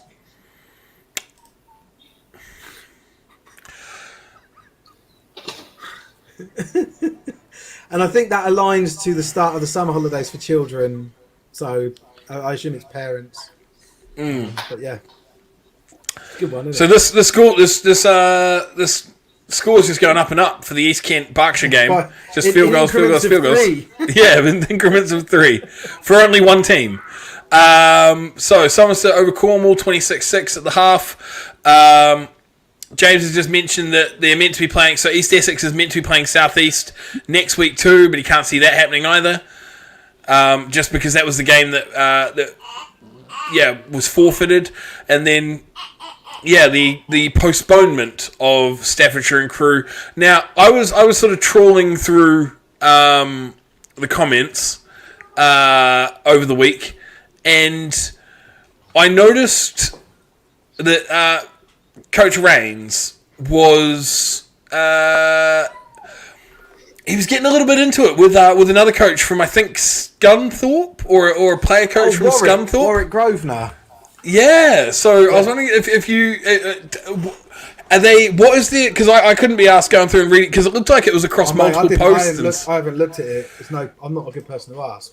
I just saw it coming up. I don't even know what the subject is. So, exciting moment as the Lincolnshire Bombers gazebo just blew away, rounding off the first half 2-0. Brit. Any score from Sandwell Sheffield? That game kicks off at 4. 4 o'clock kickoff there, Jonathan. I noticed that from getting the notifications and stuff, just both Steve and Warwick sort of chatting across multiple posts and everything, just around mainly the removal of the section and the yellow and red card punishment process. Right, is that what they were talking about? Yeah, it's to do. So it was obviously the proposal. It was the 6th proposal that came from the EGM. So that was the red and yellow card punishment process for forfeited games, which was withdrawn without consultation in 2022, shall be reinstated. This will return integrity to the league and protect paying club members from rogue clubs. So that was the proposal. But I've just seen that there was on multiple different posts and stuff, there was sort of Steve and Warwick going back and forwards, and I couldn't be asked sort of trying to track it between multiple different posts to know what their different points of view were. Yeah, I haven't got a fucking clue. Tebbs, do you know? So I was wondering if you'd spoken to Coach Rains and heard anything. No, I haven't. First I'm hearing of it, Steve. Yeah, I'll have a look now. Let me have a look and see what. Trying to live my life. Okay. While you do that, yeah. While you have a look through. Going back to your original point, I wasn't getting aggy about that thing. was answering. Oh, I know, but and challenging them. No, I know, but you know that I like to challenge you every time you come on stream with something, so that was going to be my one for this one. Yeah. I'm just saying, I felt that was the easy hook. I consider that I was aggravating people, just that I was sort of like trying to hold up a mirror. Oh, hold up a mirror. No, not at all. Not at all. You were. It was quite civil, the conversation. I was more just like, no, Steve arguing people in the comments again. No, I just need to stay away from it. You need to post no one things. Cares. I know. Turn I off notifications. That no one cares. Oh, I think some people probably just post comments to bait you out. Yeah. Just, I'll fight on anything. Master Baffer hater. Master. Yeah. Right, so Russ has mentioned that the Cheetahs have now pulled away 20-7, so that's unfortunate for any Bobcats fans that are still with us at the moment, because if that closes out, then Hertfordshire will secure sole first place of that division. The Cats are up 24-0, as to be expected there against Sussex. Not a great, as I mentioned to Tebbs, not a great send-off there for Coach Ellis in one of his last games of his season there. Donny's up 7-0 there against South Links, so away we go. Pray for Donny. Second half still 0-0 between the Source and the Stamp. Correction here from Darren. 6-0 from Hereford versus the Source. The Miners are back in it. Another TD. So 20-14. Crew over the Miners. TD during the 2-minute warning. Kick converted. How you feeling, Tebbs? You feeling a comeback? Yes, just because, I was feeling a bit shaky at first. Steve Sun comes in, goes straight for lead. Unbelievable. And then I've got a customer. Unbelievable stuff. What's going on?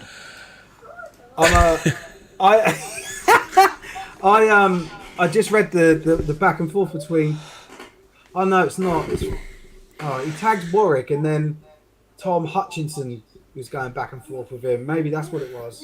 No, but if there's other posts as well. So if you look at the one on, if you look at there is the one on the East Essex and the South East Squadron, but then there's also more on the postponement of the Surge Railroaders game as well. Right.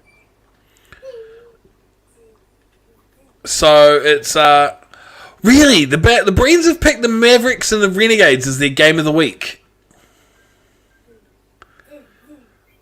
Yeah, I know, they keep picking weird ones, in my opinion. Yeah, like, there's so many other games that you could have picked.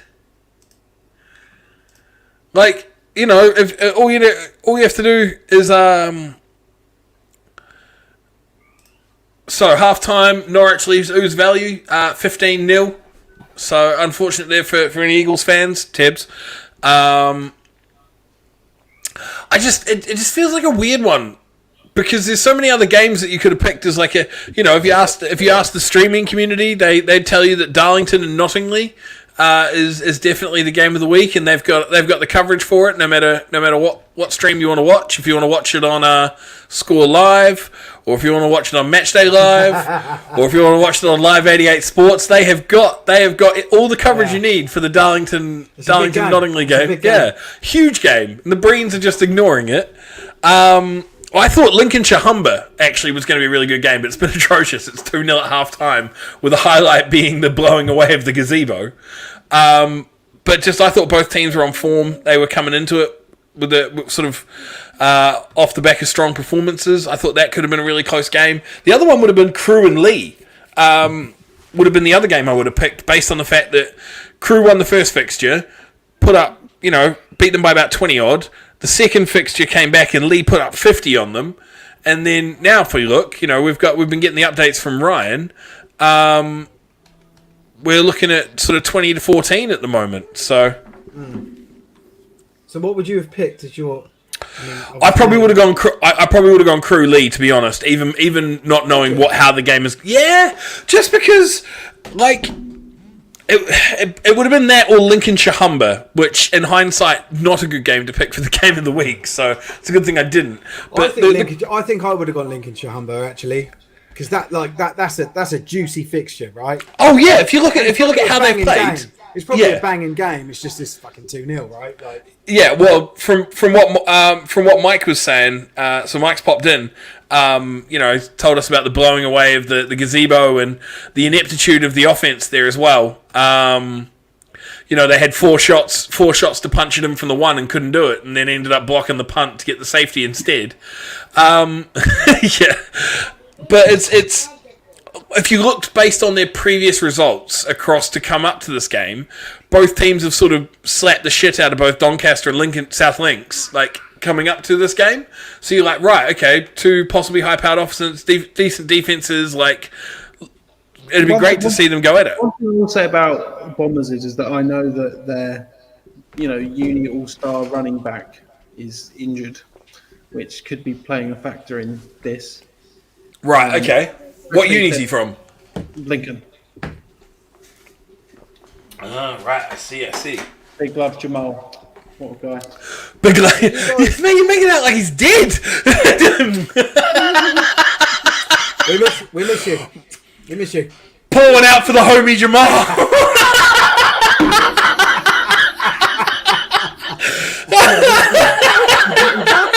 I think he broke his leg.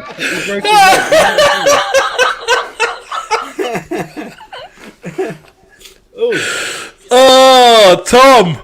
Tommy Hutch. Stags 35. I think Tom was the guy that was arguing. Well, not arguing. Going back. He was. So Tom. I have a lot of time for Tom because Tom pops in every week, gives us updates for the Scotland games. We go back and forth with him if he doesn't agree with what our opinions might be, and he is so much more tuned in on how good the Scotland teams actually are than we are because one, he plays in that whole that division up there. So I got a lot of time for Tom, and I saw him.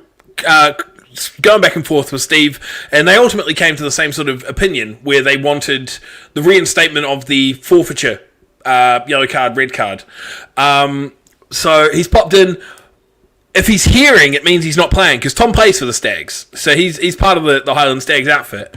So I want to know what's going on, Tom. Did you just decide that you could take this game off because you're playing the Kings?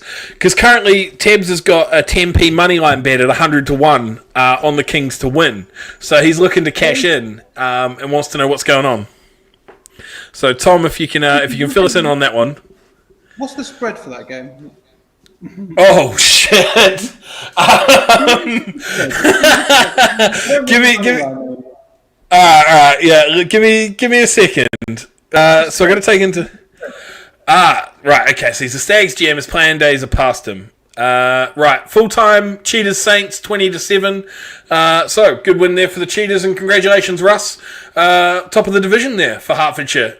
So they take it out, and just one loss this season, I believe, to Rushmore, if I remember rightly. So congratulations on a strong season there. Yeah, so they moved to 7-1 on the season. Just the loss to Rushmore. Cats are running away with it there against Sussex. So that's the 32-0. Courtesy of LL Cool P, and you wanted me to look at the Dunfermline Kings, the spread. Right. Okay. Tom Hutch, what should the spread be? I want his opinion as well. Well, so what's we're at half time there, right? He's not at the game this week. So 35-0 at the half. So when they played them first time round, it was 47-0. Right. So I will put the spread for the second half. I'm going to say a 20-point spread. Yeah, second half spread, 20 points. Yeah. So can we get it to 55? So the over under, I'll set the over under at 55. That's interesting, that is. Welcome to Gameday Live Gambling, brought to you by Highland Stags versus Dunfermline Kings. Mavericks have hit back there, so the Renegades gone 3 field goals, and the Mavericks have hit back with a touchdown converted PAT of their own. Half time 2-0 for the Lincolnshire Bombers over the Humber Warhawks. God, I hope that game finishes in that scoreline. No, I really do. I hope it goes the other way. I hope it just sort of like opens up in the second half and it's a bit more exciting. Have you guys talked about the Northumberland Vikings? We have not. I didn't really know how to chuck noncery into the stream. Which needs to be careful, but yeah, like I don't mind talking about it because I think it throws up some quite interesting questions. But like what? Are you old enough? No. Well, I'll tell you. So for those of you that don't know, there was a player for the Northumberland Vikings, Paul Robinson, I think his name is. Yeah. And he, in 2017, was a teacher and used his position. What do they call it? Abused his position of trust. Is that what it is? But basically, it was at 3 different instances that Paul Richardson, not Paul Robinson. Just make sure we get the name right. Paul, yeah, fuck me. Yeah. And he there was basically 3 instances that he was brought up in front of a board, education board of sorts. I don't know enough about it to be able to accurately describe them, but there was that he was inappropriately and sexually acting towards schoolgirls. Yes. So there were examples of him carrying one on his shoulders, so that there was WhatsApp. Neck. There was a WhatsApp conversation where he told another one that he loved her, and he kissed and cuddled one. He gave his a key to his house to one of them. So just like disgusting. I mean, as a dad, like this stuff, I've got no fucking sympathy for these disgusting fuckers, right? So, anyway, that got sent to me, I think, on Friday. An article from the Mirror that covered it, and the person that sent it in also said this guy plays for the Vikings, the Northumberland Vikings, and I actually messaged Tebb, didn't I, Tebb, about it? Said, what do we do with this? And we sat on it because it was like, I don't know that this guy definitely plays for them. And also, sexually motivated behaviour. That's right, Nick. Yeah, and also, what could be worse than that? The person that sent it to me having a case of mistaken identity, and then we post on Sport Tank to say this guy from this team's done this, and it's actually not him. Someone with the same name, right? So, obviously, we tread very fucking carefully around that sort of thing. You don't want to ruin someone's life. We don't want to fall foul of, law in any way. Well, it's libel. It's the thing. It's libel. If we come out, well, we're protected, but you can't say that stuff about someone. If you say it in error, it's a little bit more, like if you accidentally say, "Oh, I thought this was the guy." I'm sorry, I called you a pedo and ruined your life. But as a media outlet, you've got that protection, right? But we don't. Not that we want to, move to the extent of the law. We want to do what's right? Yeah, of course. So it didn't say anything about it. Was waiting for BAFA or Northumberland to post something about it, and they did. So Northumberland yesterday posted, and I think they took it down, but it got shared with me, and it said something along the lines of, he didn't name the player, I don't think, but something. So they posted something in a private group. Is weird. Oh, was it in a private group? Okay, well, that got shared with me. I thought it was a post that got taken down, but it was clearly from the Northumberland Vikings, and it said something along the lines of, we're aware of reports and media articles circulating regarding one of our members right now. Yeah, so I was like, cool, that's connected those 2 dots. I know what that is. Confidently, I've got evidence to back it up. I can now go and post about this. I didn't want to write an article about it because I mean, as a father myself, I don't know that I could control my own emotions anyway. I can't control my emotions about fucking Britball stuff, let alone, being impartial and writing it from a third party point of view about. As Nick so politely put it, sexually motivated behaviour. Yeah, towards children, right? I can't, I'm not the person to be I don't have enough self-control to deal with that, right? Come out nationality is 9% 5. Yes, yeah, Nick. But what I meant was not that I doubted the contents of it, because that was 100%. Because there was it was just in the Mirror article. Documents. Yeah, It was whether that person was the person from the Northumberland Vikings. exactly. Because if he wasn't, then I've just plucked some fucking story out of the ether and tried to make it a Britball related thing, right? And Paul Richardson from the Northumberland Vikings, who's got he's a plumber and not a that's what I meant. substitute teacher. Yeah. I'm not talking about libel in terms of what the Mirror wrote. They're bang on. It was just I didn't want to accidentally frame the wrong person. So once I knew that there's probably a lot of stories that you could find from the newspaper outlets that would have somebody's name in it that is the exact same name as somebody in Britball, and you could literally just go grab things and just be like, exactly. Like, oh look, this guy must have done this. Yeah. So like you have to be careful, but also at the same time. So there's a couple of Colin. Yes, we believe that the Dunfermline Kings score of 35-0 at the half. We believe that's legit because it's come from the Stags GM. So they're playing the Stags. The Stags GM's a pretty reputable source in my eyes. So yeah, we believe that that's legit. And Crews up 20-14 over Lee at half time. Cool. So I thought I lost my train of thought. So yeah, I had to wait until I saw. So this is the other part of it, which is really interesting. So I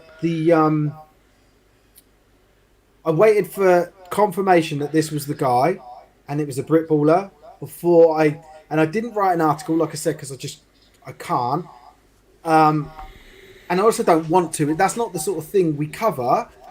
So what I did was share the Mirror's article and say this is a player from the Northumberland Vikings. And then in the comments, like people were saying about because the Vikings post also said they were taking advice from Baffer, which I think was a clever thing and the right thing to do, right? Oh yeah, of course. Now a lot of people have said, well, it's pretty straightforward, isn't it? The guy's a paedophile, or we don't want you in our organisation and stuff. Now this is where it becomes interesting because, as Nick has pointed out, this guy has not had his DBS. So they did it in 2017. The court case was in 2021. It got moved back to 2022 4 or 5 days ago, and that's why it's all come out now. He was trying to get.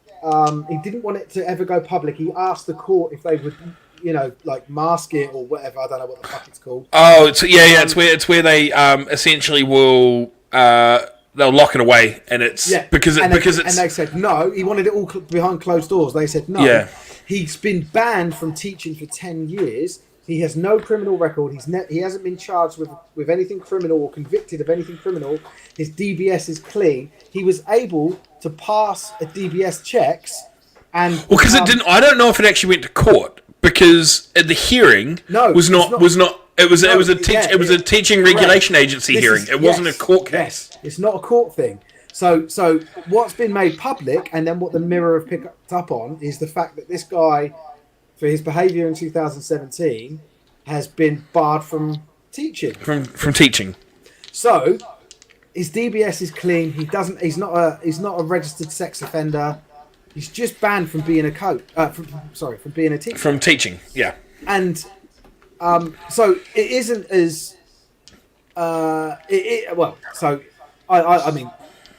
You ask me as a dad, that motherfucker stays away from my team. I don't like it. But what's also interesting is that where he has no sexual offender record or anything, he's been able to become a fireman in that time. So he's been suspended from the fire service in pending this, and he also passed the DBS check to become an under-19s GB coach. So he is on the coaching staff of GB's under-19s squad. Right?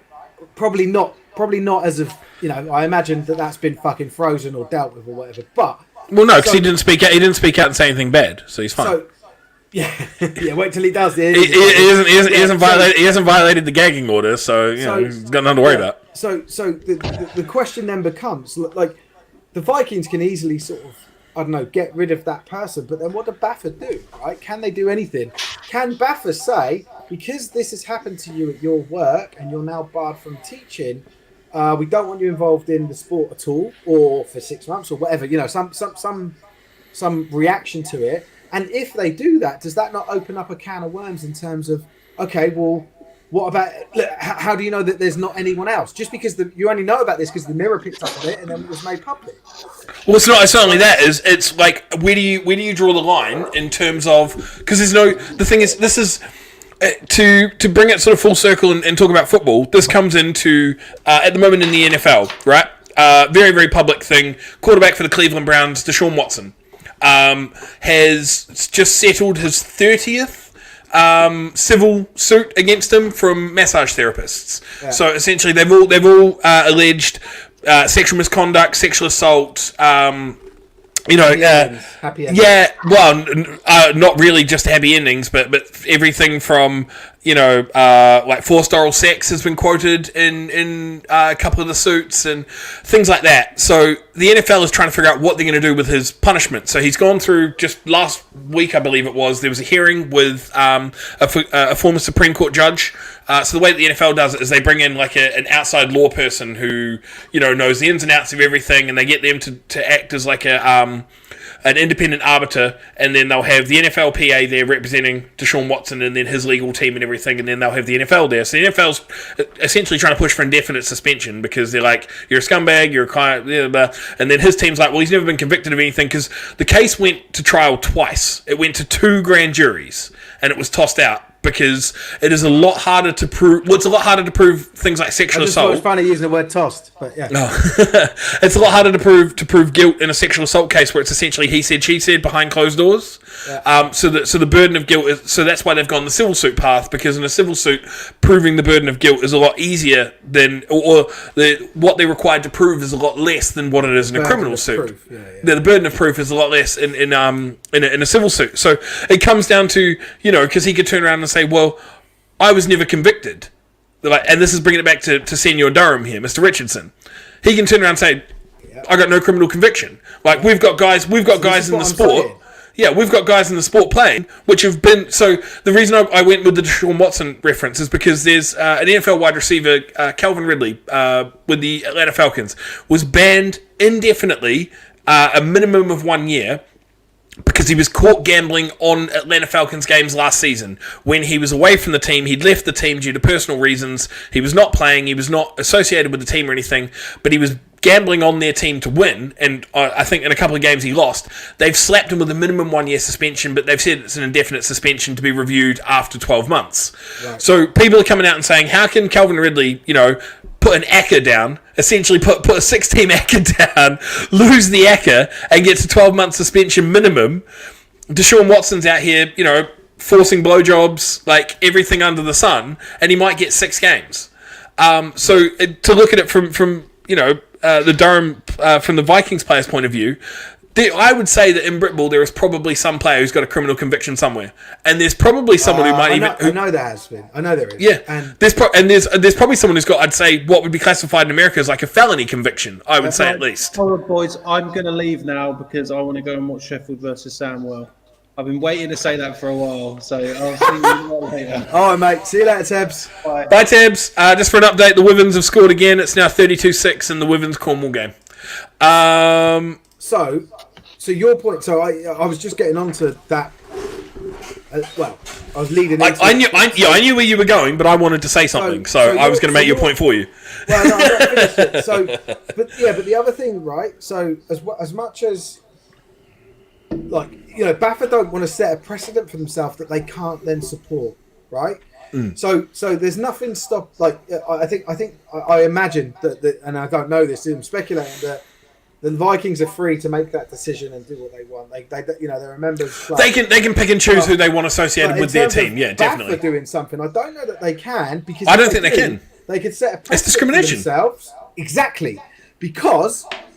What do you then do? Do you then have to check the background of every single player to see if they've had similar? And how far back do you go? What if I did the same thing 10 years ago?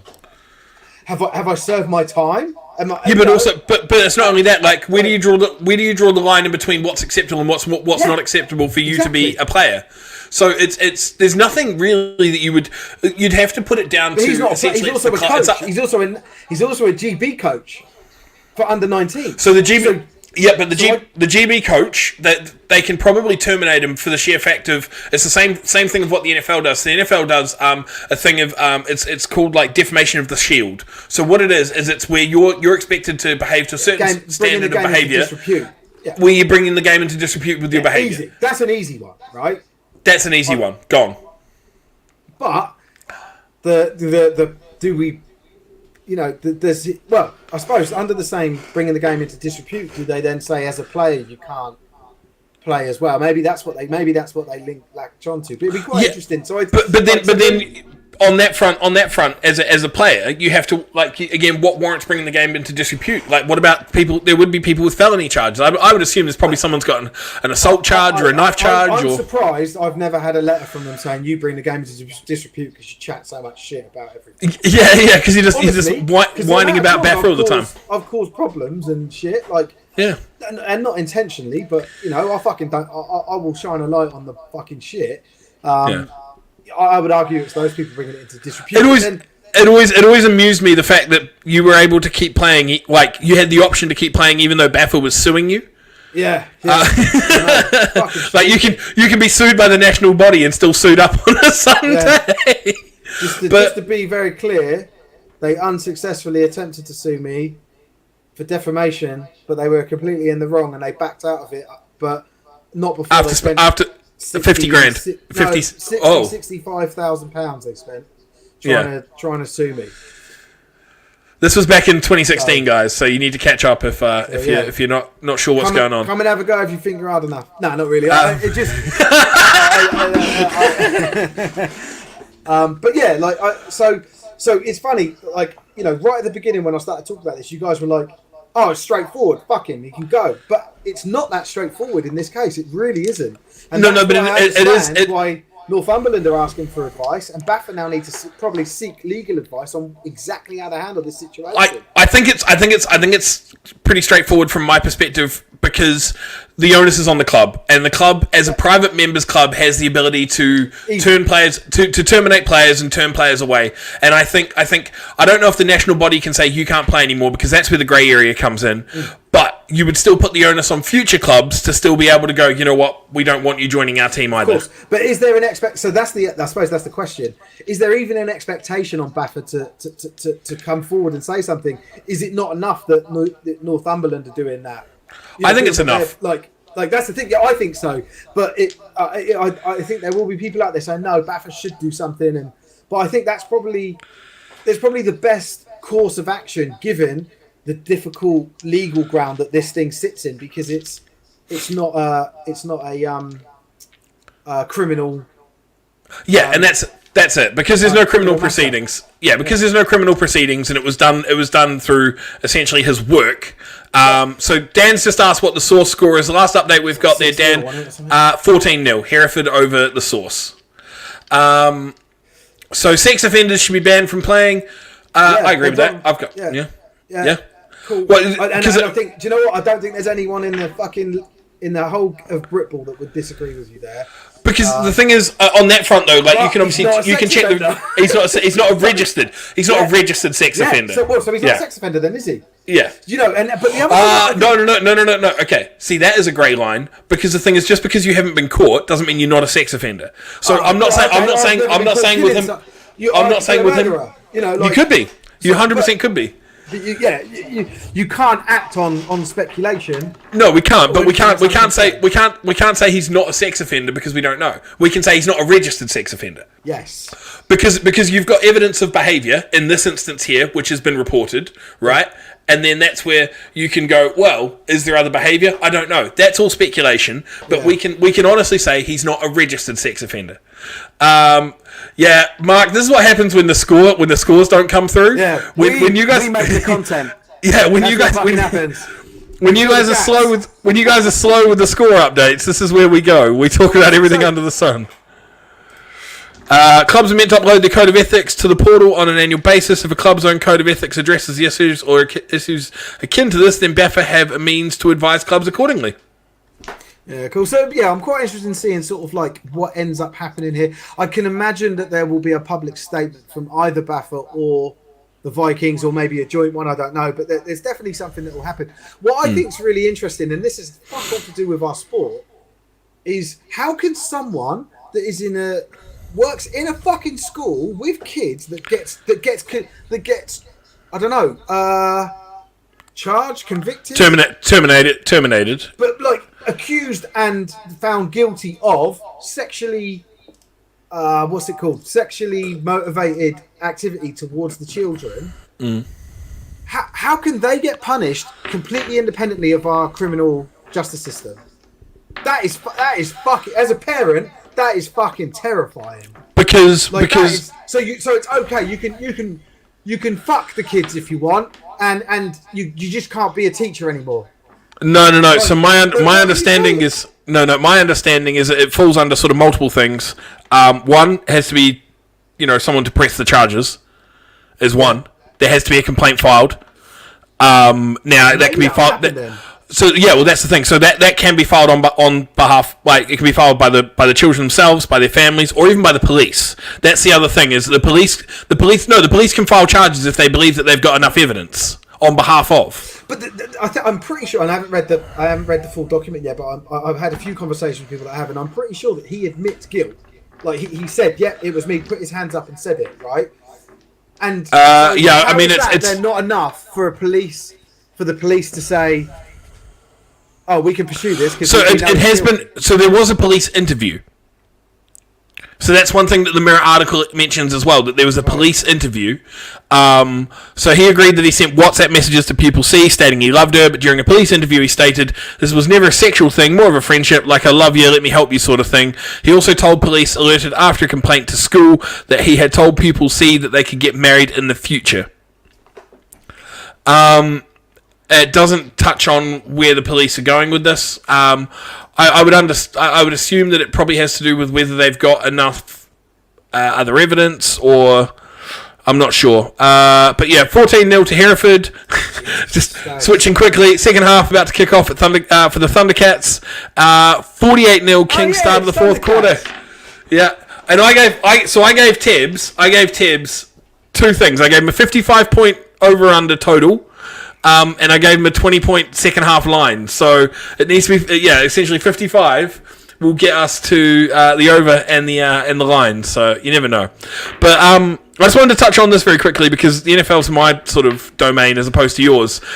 Nick's mentioned that Watson will get 12 months. I don't know if he will, mate. To be perfectly honest with you, what I'm hearing, ban or 12 months in prison? No, 12 months ban. No, he won't go to prison. He won't get prison time because it's already gone to a grand jury twice and they've dismissed it twice. And I think he settled all 30 cases against him now. Was because the Houston Texans were named in a couple of suits as well, and they settled straight away. They were like, "Yep, nope, settling, no worries." I don't think he gets 12. I think he probably gets. He either gets 12 as an initial and appeals it down to 8, or I think he could get 8 and appeals it down to 6, because there's multiple things that play with this. One of them is the NFLPA. So the NFLPA has gone to bat for Watson. It doesn't matter what they think about him as a person or what he's done. They've gone to bat for him because it sets a precedent. Because the thing is, in terms of the way the NFL approaches things, is it's written into their code of ethics that they have a stricter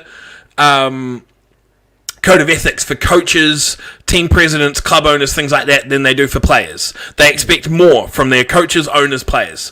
So the Washington Commanders owner at the moment, Dan Snyder, is currently going through a very similar thing to Watson, just on a much smaller scale. He's been accused of sexual assault.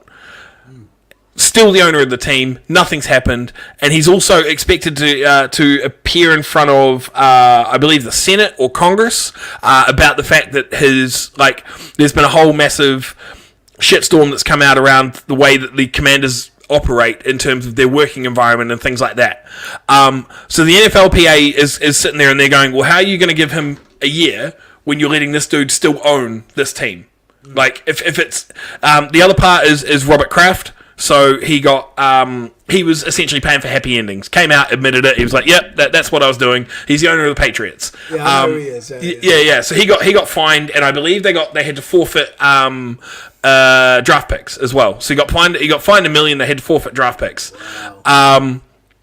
And again, the other thing is Deshaun Watson has just been paid the very first fully guaranteed contract in NFL history. So basketball has fully guaranteed contracts, baseball has fully guaranteed contracts. Until the Cleveland Browns traded for Watson, there had never been like a fully guaranteed there'd been extensions, but never like of this magnitude. He's been guaranteed $230 million guaranteed from the Cleveland Browns. What they did is they offset the way that it was done. So his base salary is worth $1 million. He got like a $25 million signing bonus. So essentially, if he gets suspended for the entire 12 months, he loses $1 million of that $230 million. Whereas a lot of times what happens is when you sign a massive contract, it's your game check. Your game check's the big one. You know, you get a small enough signing, but because when you pay a signing bonus, the team has to pay that in cash. That is no longer put into escrow. So to sign a $230 million contract, that money goes into escrow. But if you have, because you get that's just there, it doesn't matter. So the NFLPA wants fully guaranteed contracts for their players. Because all the other sports have them. Baseball has them. Basketball has them. The NFL wants them. They want their guys to be able to go out and play without fear for injury. And they are going to do everything in their power to make sure that this sort of flagship contract does not go tits up right from the get-go. Isn't Snyder not supposed to be involved in the team day-to-day running? Correct, he's not. So he's no longer... He used to be owner and COO as well. So he's not supposed to be involved in the team day-to-day running while the investigation is still going, but he is still the majority owner of the team. If you remember back in the middle 2000s, the Clippers... So LA Clippers, they had old white dude, can't remember his name, I think like Donald Sterling or something, big racist dude, had a whole bunch of recordings come out about like him leaked with prostitutes and everything, just being racist as fuck, like just literally just being so racist, and the NBA forced him to sell. Like they were just like, wow. You can't own this team anymore. We are not allowing you to be in this league. Forced him to sell it for a couple of billion, which is essentially what people want from the Commanders. They want the NFL to compel Dan Snyder to sell the Washington Commanders. But the thing is, the NFL is more of an old boys club than the NBA is, and more than the MLB is. And there is a lot of old white dudes with questionable backgrounds in the NFL, and they're not going to sit there and sort of turn on one of their own in a hurry unless they absolutely have to. So unless it becomes like point blank, there is no other option, then the NFL Board of Governors is not going to force them to sell. ESPN did a 30 for 30 great podcast series on the Sterling situation at the Clippers. So the way that they forced him out, it was so quick, man. There was like some recordings that came out, there was some videos that came out, and I won't repeat some of the shit that he said because it was just foul, absolutely foul. And then it was just like, bam, you can no longer own this team. Team's up for sale. See you later. So the Kings score was wrong. 48-0 Stags fourth quarter. So that's what we've got from Tom as well. But yeah, it has been a deep stream since you've come on. Well, so yeah, it's because I'm the one that talks about fucking good issues and stuff. But well, I mean, the rest of it was just me sitting here monologuing, going because Tibbs had pissed off. So it's rough going when there's basically one of just you know. Someone, especially when that one person is just me. Yeah. So the other thing I wanted to talk about, right, and this is something that I've noticed. So this guy, going back to this guy, the Vikings player, Dan Paul Richardson, Dan Robinson. So back to him. This guy is actually, from what I can gather, decent player, really liked throughout the game. He knows a lot of people. He's been around a long time, and it's really shocked a lot of people who I've spoken to. I don't know, the classic, it's out of character. It's the thing they always say when someone's a serial killer. Yeah, he was always so nice. He used to come out and say hi and feed my cats. This is closer to home for us in Brickball, right? Mate, it is close to home for me. I just checked. The school's only 15 miles from my house. So yeah, Woodham, isn't it? Yeah. So it's. I don't think he'd be allowed within the distance that I live. I don't think he'd be allowed to live where I live now. He can't come round anymore, mate. Yeah, he can't. Yeah, we can't have any beers. He's not allowed within 20 miles of the school. So yeah, that's the like. I think that's the weird thing about this is like it's not just something that's happened somewhere, and it's like we're talking about the principles and the rules. There's actually people that are really deeply impacted by this who feel like someone who was a friend or someone that they trusted or liked, and it's I was really surprised speaking to some people because I never thought of that. I just thought when I read it I was like fucking pedo, and like because I'm a dad, right, and I have a really strong reaction to it, but I've even spoken to people who have spoken to Paul. yes, Paul Richardson. Who's spoken to Paul, and like he's since taken his Facebook down or all his social media. Oh, you have to. But these people like want to make sure that he's okay and not going to kill himself and stuff. And I think like that was a really weird thought for me to have in my head, but I completely understood it because it's an old teammate, and you play together, you get really close. And all of a sudden, this guy's done this thing that I think if the person the people that I spoke to were parents, they'd probably be a bit more of a bit more of a hard line against it. But they were like, I don't agree with what he's done. I don't condone it, but I don't want him to kill himself, and I want to make sure that he's okay. And I was like, fucking hell, like I just the other thing that plays into it though is, I know they shouldn't, but people look at the age. Like, right? That's the thing. People look at the age of the victims, and they look at it and they go, oh, these are teenage girls, 15, 16, like they're making choices too, which it should be irrelevant. It should be irrelevant. No, it is. Well, it is in terms of the law because there's a teacher. Oh yeah, in terms of the laws not even involved. He's not charged. But that like you are not allowed to abuse a position of trust. No, of course. But what I'm saying is from the court of public opinion, people look at the age factor and they go, "What? It's illegal. Like it's fine." Yeah. Like, because 16, I don't know if you know this, but in the UK, 16 is the age of consent. Same as New Zealand. Right. Okay. Cool. Yeah, 16 is age of consent in New Zealand. But it doesn't matter even if you were 16, 17, a teacher can't come on to you and create a relationship with you. Yeah, because you're abusing a position of trust. Yes. Yeah. So, no, but it's the same thing as university lecturers cannot have relationships with their students. Yeah. How much Boo Lightning losing by yellow shithouses? I think. Love it, eh? Yellow shithouses. Absolutely love it.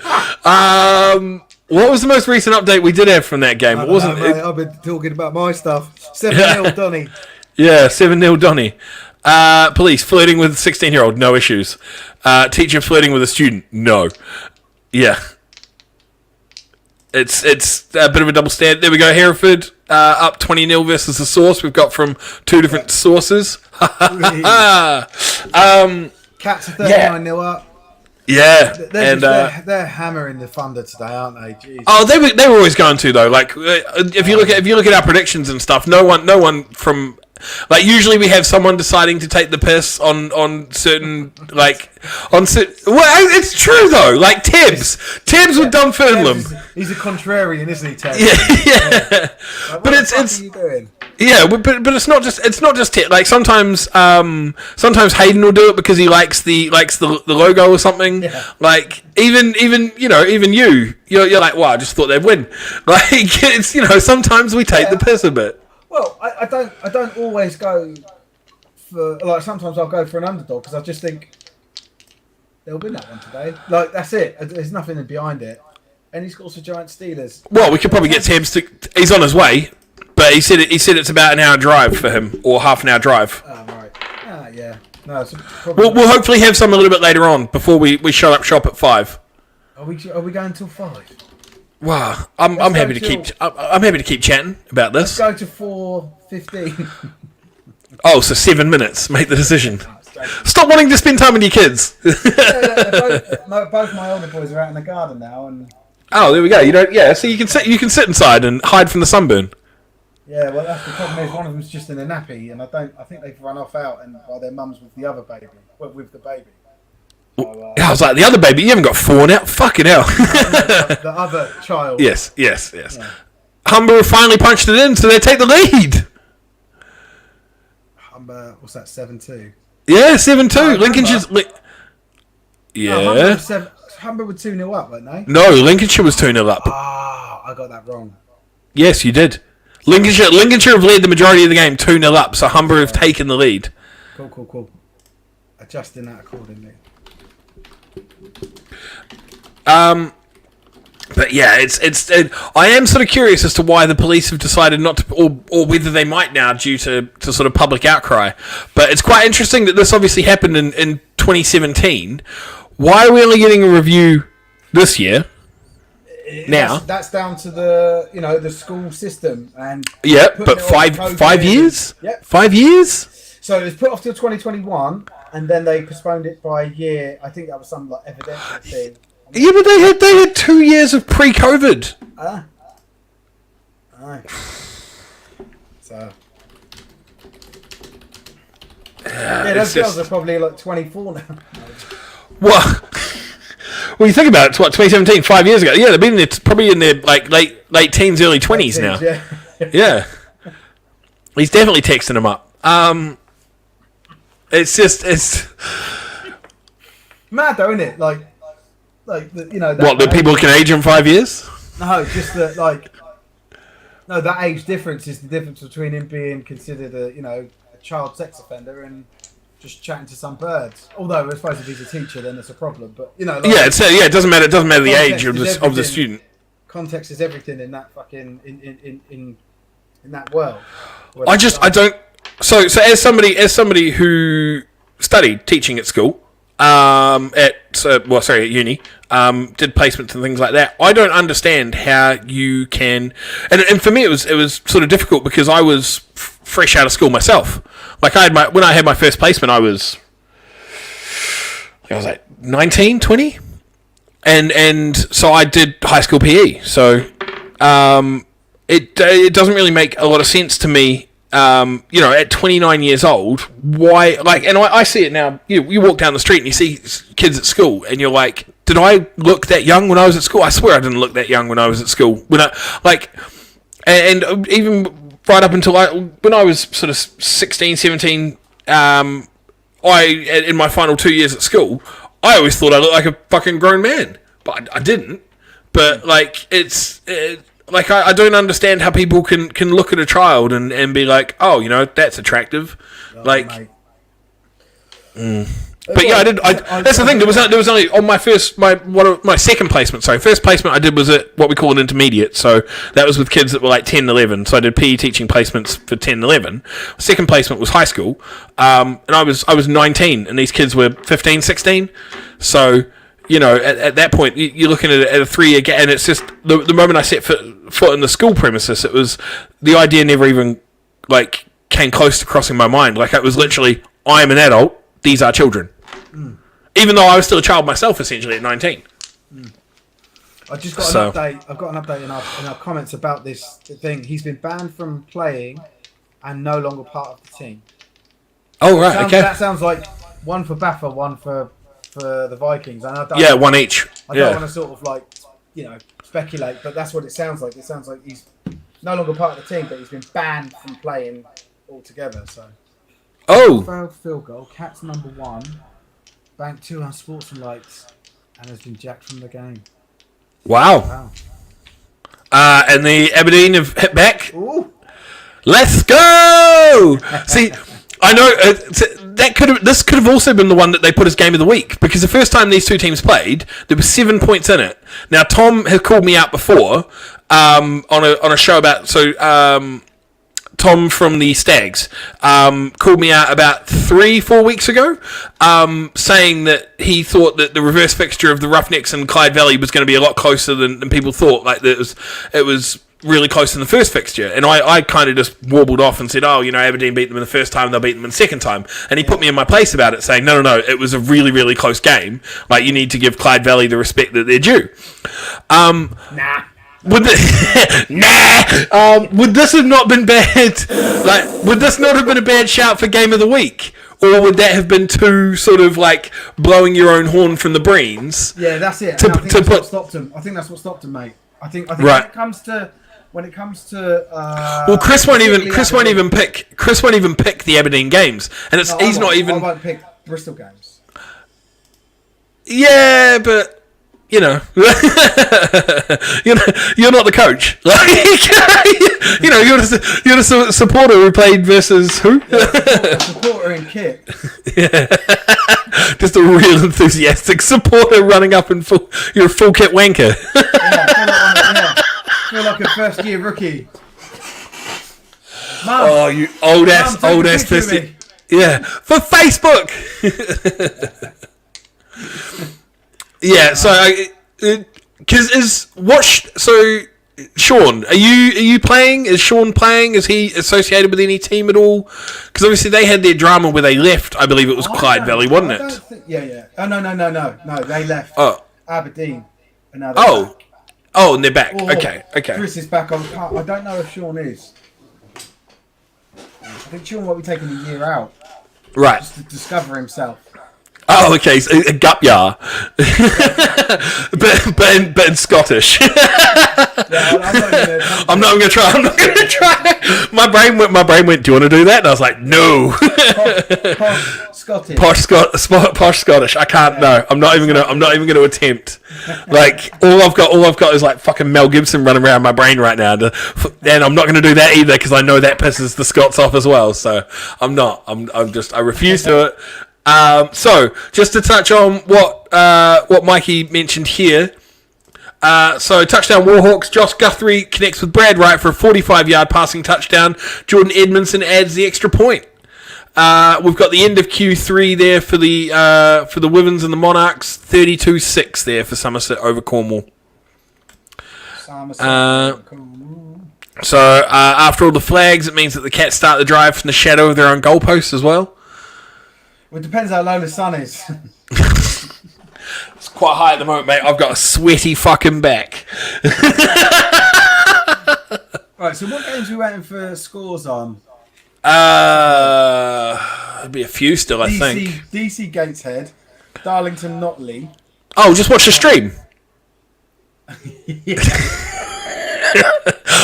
The thing I love about these spammers, right, is like. And Ash, so Shavash popped into the comments earlier on, and he summed it up perfectly. He just said DC versus Nottingley stream is peak Britball.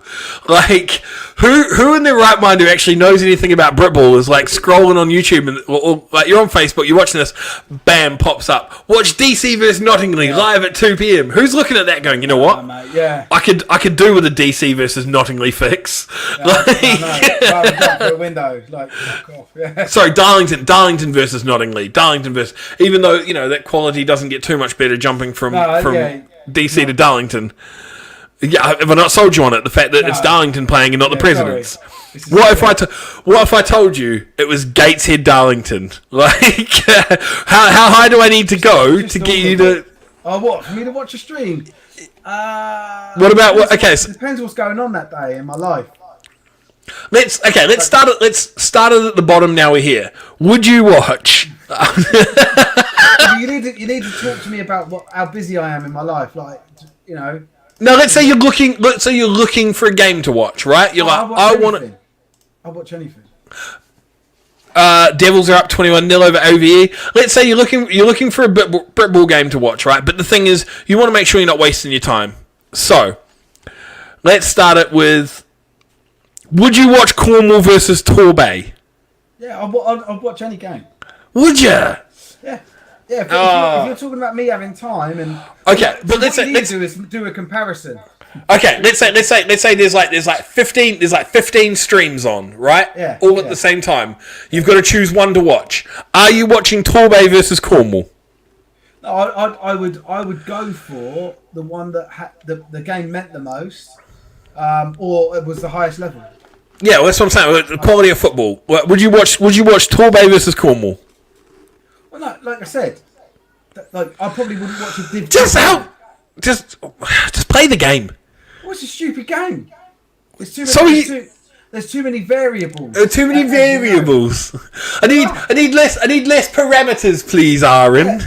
Well, if the game meant nothing, and if it was just like, and there was other games on, and there was higher level of the play on in other games, I'd go and watch the other games or another game. Right. Okay. Right. How much would somebody have to pay you to watch Cornwall Torbay? £0. I'd watch it for free. You'd watch it. Ah, you're boring. I wish Mikey was here. He'll love you saying that. I spoke on behalf of him because obviously he didn't put a pick in for Donny versus South Links, and I don't know why. You must have missed it. Well, I'm not too sure why, but I went out on a limb and spoke for him, and said that that the reason he didn't put a pick in is he just didn't want anything to do with those two fucking woeful game, like those two teams in that woeful game. Because I know he's got a particular sort of dislike for South Links and the way that they've operated this season, and Donny's just sort of been painful in and of themselves as well because they've dropped a few games as well due to player numbers and things like that, and being unable to fulfill fixtures. So Nick's just mentioned, Nick obviously being affiliated with Sunderland has all of the knows all the intimate workings of Donny and South Links, and having to be in the same division in them, and didn't think they'd turn up, either of them. So Donny's 5-0. DC Presidents 2 hours ago posted kickoff on Instagram, and then they just chilled. Then they just went and watched a game and they just fucking enjoyed themselves, right? We are kicking. Get off their face. Get off No. So the DC Presidents are posting the highlights of the game. They have any first downs, anything over 8-yard gain, then we're going to post about it. No, they haven't got any. They've kicked off. They've kicked off, and that is a highlight because that was the last time they touched the ball. The Roughnecks take the lead. Wow. Now, a little bit of trivia. Well, not trivia, but a little fun fact for you.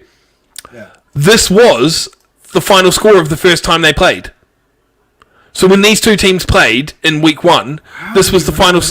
This was the final score, 13-6. Because I was looking at it earlier on today.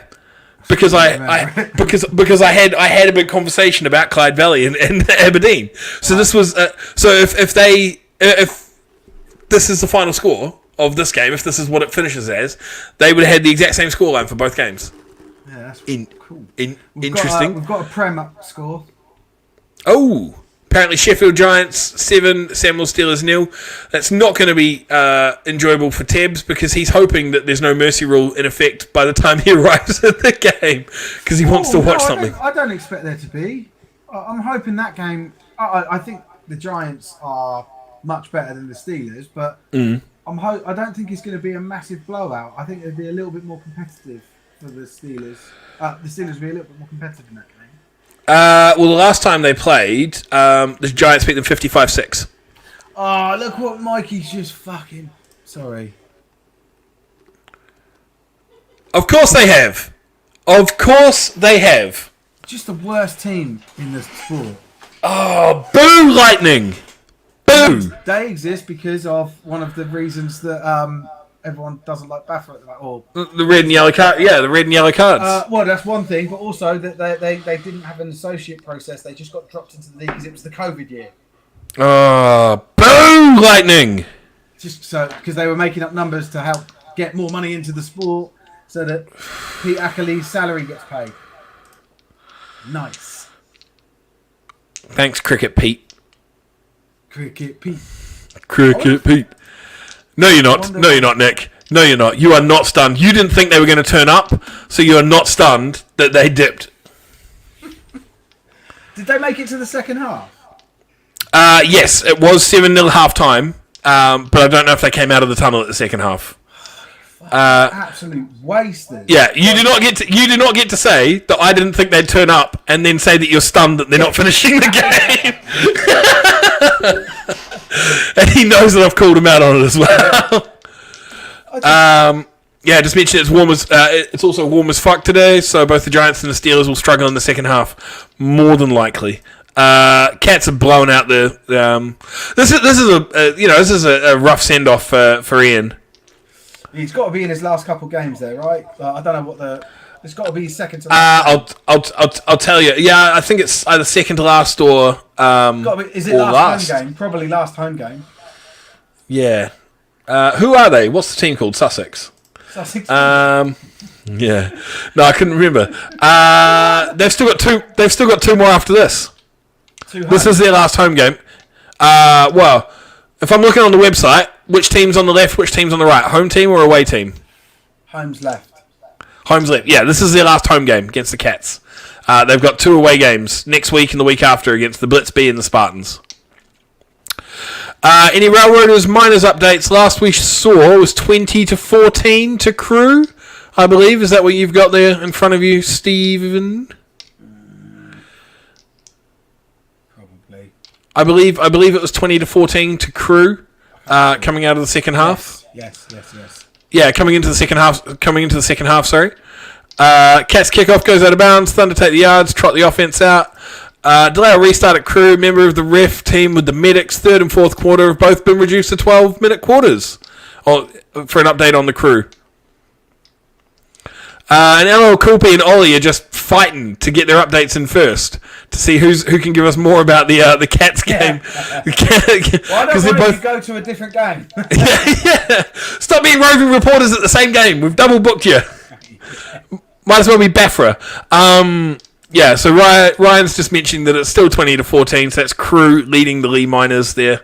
As the delay of the game, as one of the refs is with the medics. Hope the best for that ref. I know we give them a lot of stick on here, but definitely hoping... They shouldn't get in the fucking way.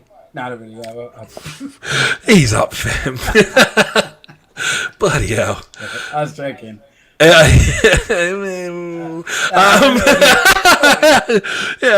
Most jokes are steeped. If anyone's upset and wants to moan about it, I was joking. Most jokes are steeped in truth, Steve. I can't find a Bristol Torbay score. That'll be lots to fuck all. Yeah. That will definitely be lots to fuck all. 0-0 at the moment, though, mate. From what we can tell. Ooh, no. Yeah. Can we just go back to how? Right. So ref is out of the medic tent. He's back into reffing. So love to hear that. The original roving reporter is pulling rank here and asks LL Cool P to back off his turf. Let's go. Yeah. Stick to stats. This is just like, are we hoping that South Links are just kicked out and the players just get spread amongst, like the Bombers and the Alphas and Doncaster next season? Is that what are we hoping for? What is our end game here? What? With South Links? Yeah. Also, you've got the scores wrong. You're saying the Steelers have scored. Did Sheffield go 7? Yeah, Sheffield. Yeah. Why is the scrolling score saying Steelers 7? Because we got it wrong. Because Steve made an error. Don't start that again. Fucking hell. You're not allowed to make errors in Pitbull. So. Because Steve is human. Yeah. I was fucking up, sorry, just fixing it now. Darren wants to see a fight between Ollie and LL Cool P. Fight. What are we, a schoolyard? Come on, guys. Well, if we were, we got just the... Nah.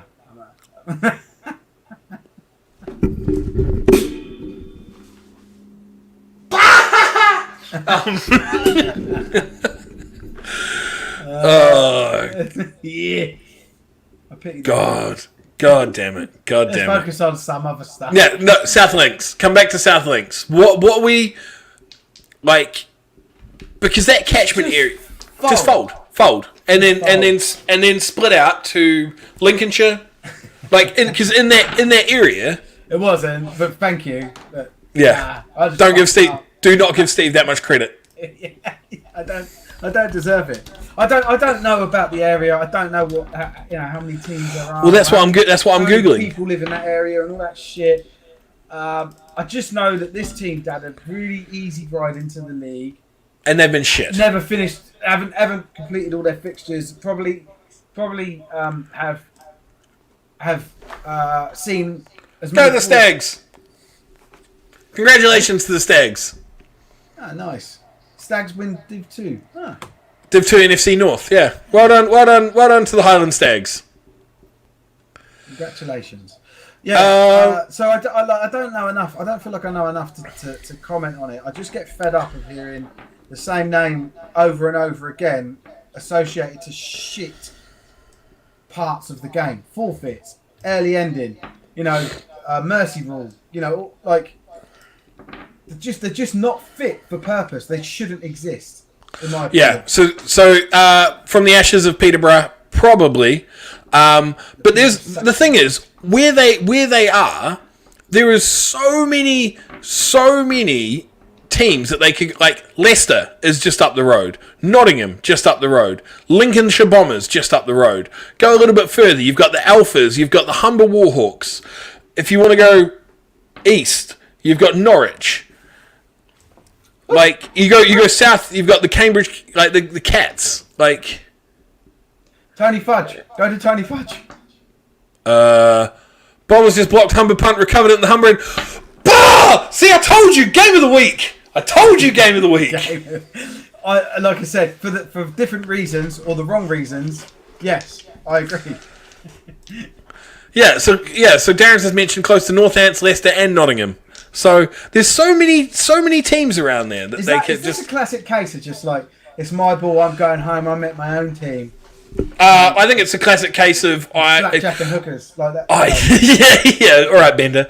I always feel like whenever these teams pop up in Div 2 and suck, I always feel like it's made by people that weren't getting playtime on other teams that they were upon, and they were like, "Oh, I met my own team, I play all the time." Yeah. Fuck off. That's why I said they should be 8 aside. I know no one likes that, but 105. Here's one for you, right? Right. So, let's say a player. Oh, crew. The Railroaders. 27-14. So let's say a player is overheard by an official calling another player a faggot. Right. And this is, let's say, for argument's sake, we'll say this is university ball, which is a little bit more politically correct in their administration than the senior league. In what punishment should the offending player get? Ejection. Okay, that's it. Because it's homophobia. Yeah. I would say a suspension as well. Okay, how long? See, I don't know enough about Uniball to know what the standard suspension times are, and for what the. Just without, I'm not saying you become working at Bucks. I'm saying what would be reasonable for this offence. I would say for a first time offence, and if it's just like literally, all you heard was like, you F. I would say probably 2 to 4 weeks. Like 2 to 4 games. 2 to 4 games. Sorry, 2 to 4 games. Yeah, so ejection, and 2 to 4 games. So Nick has said he's also said it's against the Geneva Convention or something, and he said unsportsmanlike conduct, ejection, suspension. What's the same? What's the suspension? So you've got 4 games. Is any? Yeah, I'd say if ever Well, Nick, let's. So Ryan said. Sorry, so Ryan's just said. I'll leave the comment. Sorry. Stop it! They're mine. I do the comments. Sorry, you do the ticker. Sent on an awareness course. Cannot play until completed the course. Oh, an awareness course. That's a good idea. Okay. Yeah. Okay. Yeah. I think that's perfect. I think that's so ejection, perfect. And you're not allowed back So the suspension is conditional on the passing of that course, right? What the fuck is that? Yeah. So I'm not sure what Martin. Is this meant for our comments, chat. Martin? Wrong yeah. chat, Wrong chat, bro.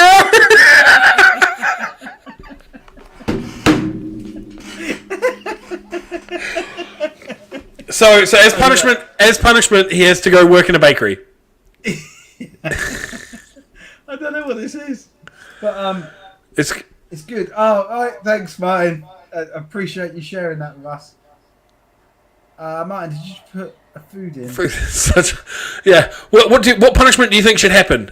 He gets made into a ball or seasoned in chocolate liver and baked. Yeah, a delicious 3-course meal. Yeah. Oh. Oh, he's copy and pasted. He's copy and pasted the third definition. Because obviously the first definition is a bundle of sticks. Oh, is it? Yeah, I knew the food. I used to love faggots. I don't think. Do they still sell them? I'm clipping that. I used to love faggots. Yeah. Not anymore. I've gone right off of them. But Matt Bex can't stand the thing.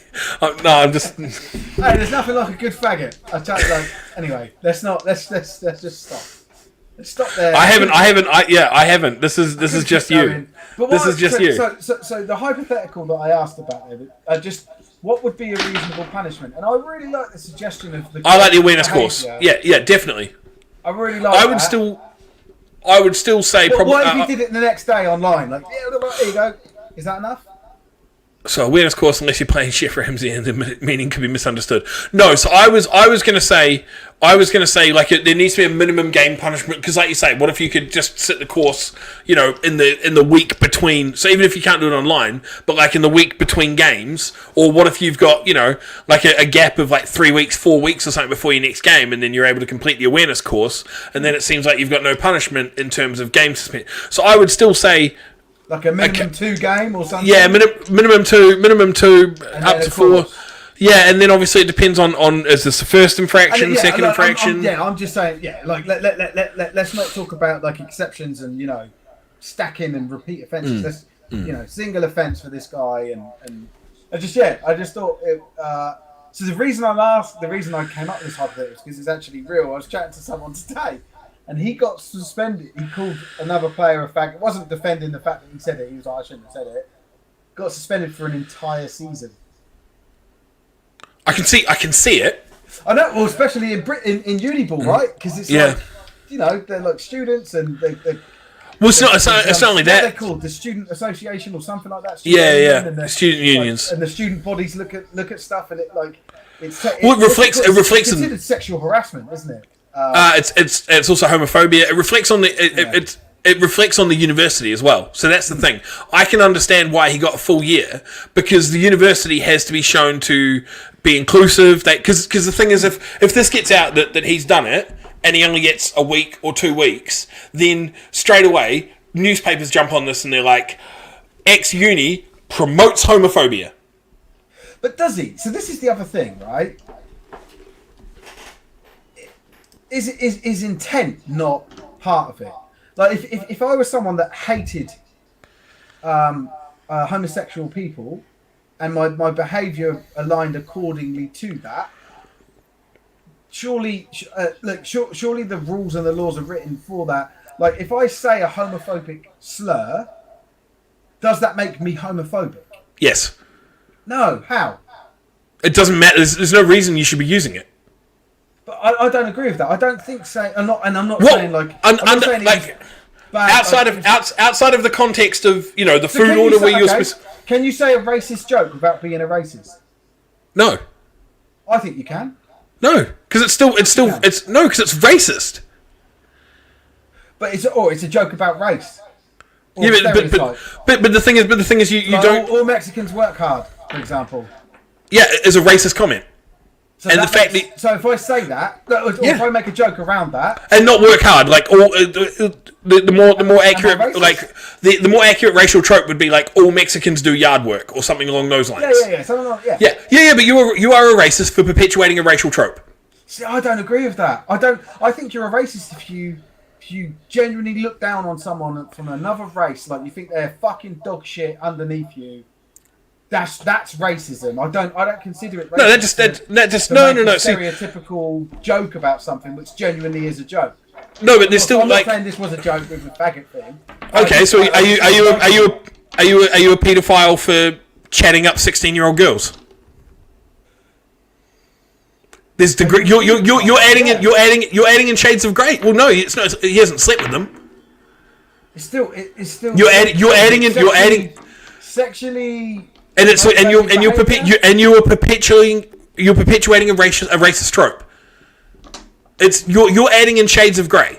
You are racist. I don't know. I don't think. Hey, look, someone just said Eminem said something about this. Hold on. Let me go back and see that. Does it make you racist for using that as an example? Well, again, yeah. Does it? So it depends on what. So. No, it depends on what you're talking. It comes from inside, right? Like intent. So, Eminem did yeah, that one. Yeah. So Eminem did an interview on this because he uses the F word in his songs. I think so. The weird thing is, it's like I don't know what that means. So talking about the word for the pie and the bundle of sticks. Fuck it. Right. Yes. It's fine. Yeah. It's just not. Yeah. I just don't like it. I just feel like it's a like again. It's got different definitions and things like that. It's just. I just feel like I just feel like it's a word I can easily avoid using. But it's so he obviously uses it a lot. But he's friends with Elton John and he comes out and he says, like, I'm not homophobic. It's I haven't seen the interview, but I can understand like where he's coming from when he uses it. But I think you can just get away with. What if? So this is an interesting one. He said, let me just read this. It doesn't make you a racist, but it's still a racist word. So you would have been racist. Yes, you have perpetuated racist behaviour. May not make you homophobic. So okay, so let's go back to homophobia instead of racism, right? My sister's gay, right? And I always take the piss out of her for being gay, right? That is inherent. That's inherent. So am I homophobic for that? The behaviour in and of itself is inherently homophobic. I certainly am not homophobic. I've actually had fucking fights with people who have treated my sister with homophobia and spat in her face. But the behaviour itself is homophobic. The behaviour itself is inherently homophobic. I don't believe that it is homophobic for me to sit with my little sister and take the piss out of her, like crack jokes about her being gay, or something to do with being gay. I genuinely don't see a problem with it. It's homophobic behaviour. You may not be a homophobe yourself, but the behaviour itself is inherently homophobic. But does that make me homophobic? To an extent, yeah. I massively disagree. It shades of grey. It's not. I think within humour, anything's like. So I'm not saying that the faggot thing was in humour, but I'm talking about humour now. I think nothing should be off limits when you're talking about humour. I make jokes about my daughter dying, right? I make jokes about your daughter dying too. Yeah, and so does that mean you cared about her or me or my family any less? I don't. No, No, it does. It definitely does. I don't care about you at all. Yeah, so that's what I mean. Like, and someone said context. Yeah, someone said exactly. Nick said exactly context. Context matters. Like, I don't. I think that if it's in 100%, 100%. Is it racist when you? Sorry, when you. What's this? Is it racist when if you get relieved the other team has no black players? 100% it's racist. Yeah, so that used to happen when I was a kid, and I used to fucking hate it. In America, in North Virginia, there were the league I played in was mostly white, and when we come up against black teams like Chantilly, Vienna, these are all local areas, Springfield, the players on my team would be like, I don't like playing against them, they're all black, and it used to drive me insane. And it's funny because I've carried that with me years, right? I used to say to them, they're just fucking kids as well, But it used to really wind me up because it sort of was like you're assuming that a black player is better than a white player, and it's the reason I don't like the film The Longest Yard with Adam Sandler in it, because at one point in the game, in the film, he says you need the brothers. You need the brothers. No, you need black in the team, and I'm like, fuck you. I just think it's like that to me is racist. It is. Like It is that racist. connotation, that mindset, because what you're saying is that those you can't perform without them. Yeah, but at the same time, you just have to. So that's what I'm saying. Like that's indoctrinated racism built into you. It That's is. what It you is. fucking think. That's what you are. It is Like, racism. I think of funny fucking shit to say to my sister who's gay all the time, and I fucking love it. I've done it for years and years. If anyone else said that sort of shit to my sister, I'll punch her fucking lights out. Like, But that's my that's point. what I'm trying to fucking say. Like, No, and that's what I'm saying. That's what I'm saying. The behavior itself, if you put that behavior in different scenarios, if it wasn't racist or homophobic, the result would not change. But the fact that you can take the fact you can take that exact behavior, and if you put it somewhere else and it becomes homophobic, that means that the behavior is inherently homophobic, right? So does that mean, okay, this is an interesting, I know we got well off piece there, but does that mean that the use of the N-word is racist? Yes. Especially when it's not used I'm just saying by Africans. Well, yeah, because it was created to be racist. That was the whole thing. Its whole creation was designed. It is a slur. It is a slur, and even when it's used amongst African Americans and black people amongst themselves. Anyone got any Britwell scores? No. Go fuck yourself, Ryan. Welcome to Politically Correct Live, brought to you by Sport Tank. So Nick's commented that it's an unconscious bias, that I've got unconscious bias, maybe. But I don't, like, that's what I'm saying. I don't feel like, and also I wouldn't say that to any gay person. I just say it to my sister and her other half. Yeah. People that I'm familiar with. But the fact is, if you can, I know, I guarantee you that I'm not homophobic. But the comment and the behaviour itself is inherently homophobic, because if you take that comment out it's just if you take exactly what you say to your sister, right, and then you give it to me to say to your sister.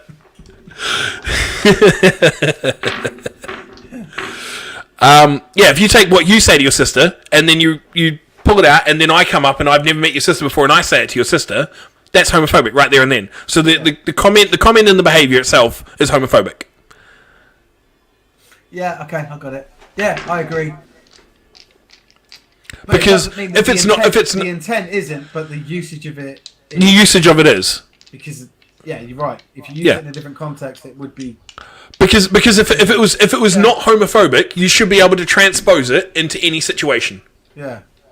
And have different. Yeah, to be fair, he said didn't want to score more than 15. He did say sex offenders. He didn't say kiddie fiddlers. So they can go out. Sex offenders have no score limit. Yeah. You can sexually don't mind. An 80-year-old if you want, if you're that way inclined. Full time. Glad's cards. Yeah, full time. Go Colchester. Fuck the Cardinals. Speaking of kiddie fiddlers. Cardinals. Oh, as in, yeah. Oh my god, yeah. Catholic Church. Gotcha. Right, I'm with you. Yeah, as in the legit, as in the literal Catholic Church, which has been covering up child molestation for years and years and decades. There is now a white cornerback now, so yeah, it's racist. So they're talking about the memes about. So they were talking about, what about the memes about it being years since a white quarterback started in the NFL, and then Glenn's mentioned that there's again, that's the context of the meme. If someone's saying it's been, I don't know, 2001's the last time a white quarterback started as a stat, like, that's a fact. That's not That's not a racial comment. No, but if you come out and say white people are not athletic enough to play cornerback, that's why they haven't. White people can't play cornerback. Yeah, white people can't cover black receivers. If that's racist. So. Yeah. You need some black in the team. That's a fucking mate. I fucking hate that phrase. But at the same time, it's racist, but it's true. There's a reason that 75% of the NFL is African Americans. Pick six by crew. PAT missed 33-14. What is that reason? They are better athletes than we are, and that is racist for me to say. I admit that's racist for me to say. I don't agree with that. They are like African Americans like, there's been studies on it that biologically they are superior. There's a reason that, yeah. So you said they did a thing about it with the Jamaican sprinters. Like, Jamaicans are biologically faster than the rest of the world. Right. Yeah, saying it's biological. Brad saying that. Ah, right. That's interesting. Yeah, so they did a study on it's and this is to do with, like, so for Jamaicans and stuff. And I think it was DeMarco who mentioned this to me, that a lot of the so the former British colonies and stuff like Jamaica and Antigua and all that out there, the Caribbean nations is what I should be saying. So all the Caribbean nations, the slaves, the slaves were handpicked for breeding, like for their genetics. In that, like, in sort of like back in the 1800s and things like that in America, like they would build sort of chattels of prime breeding to engineer super. What's the fucking? It's like a harem. So you're putting together, like, kind of like, you're essentially putting together a lot of men with a lot of women for specific breeding. So final score: Cats 53-7. Ben Johnson was even faster thanks to the roids. Is it not 52? Okay, I'll just put. No, Casello Kulpi 53-7, 64-yard TD pass for the Thunder. 53-7. Name a white sprinter beside that French bloke from 10 years ago, you'll struggle. It's very true. Scandinavians, Eastern Europeans tend to be stronger. Same study, I believe. Yeah, makes sense. You look at things like the world's strongest man competitions and stuff like that. It's always Eastern Europeans and stuff. Yeah. Injury to Thunder player, game ended by officials with 30 to 40 seconds remaining. Humber missed field goals. Bombers first play for TD. Bombers 14-7. PAT to go. I told you, man. Game of the week. It's a good game. PAT to go. Let us know, Tony, what's going on, mate. We appreciate the updates. This has been a PAT no good. Oh, fudge.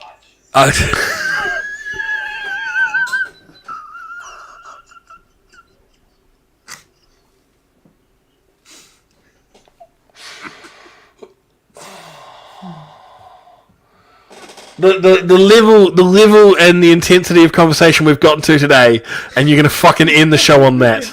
I'm cool with that.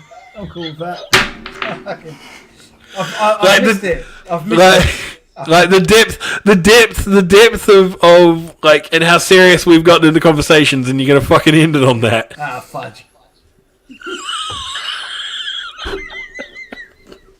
So childish.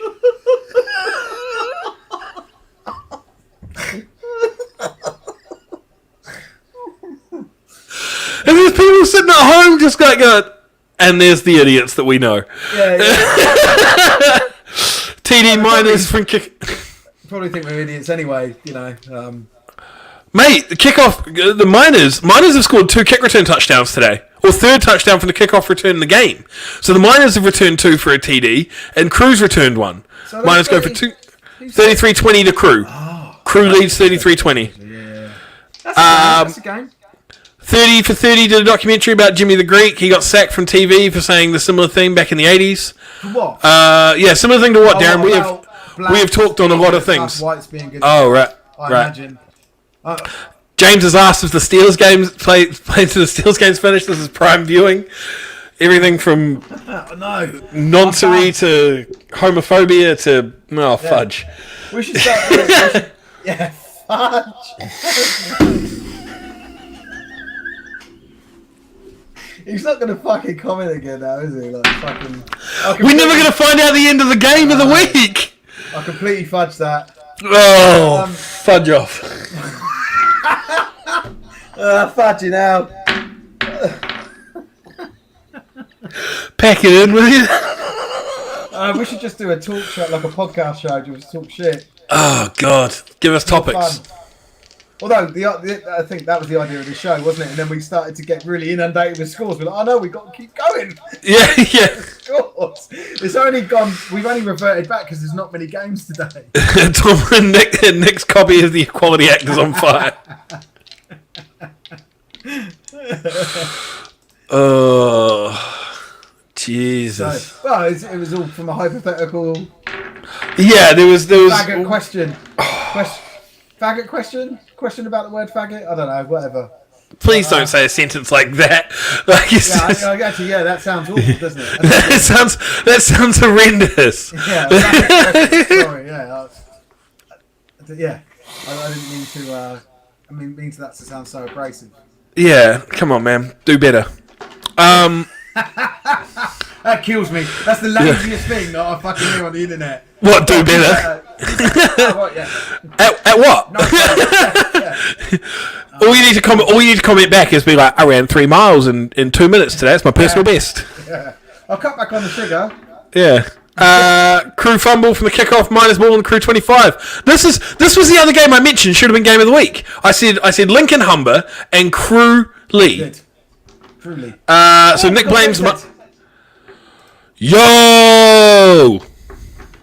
I kind of thought they'd put up more than that, to be honest. Hey, it's all good. I don't think the Gateshead are that good. Gateshead could and should be fantastic, given their youth setup and their catchment and their history. They just don't have it.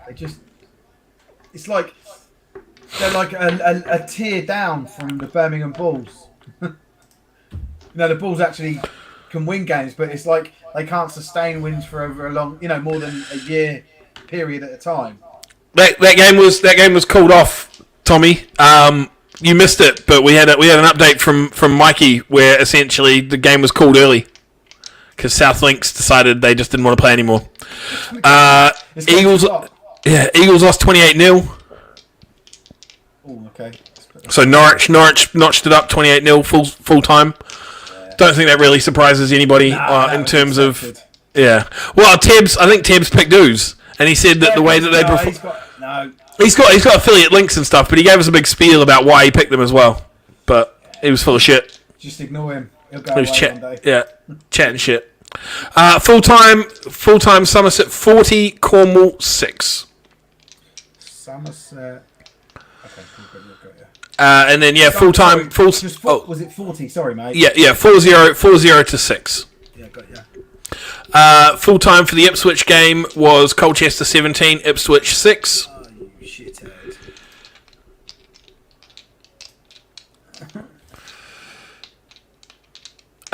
Yeah, we hope so. We definitely hope so.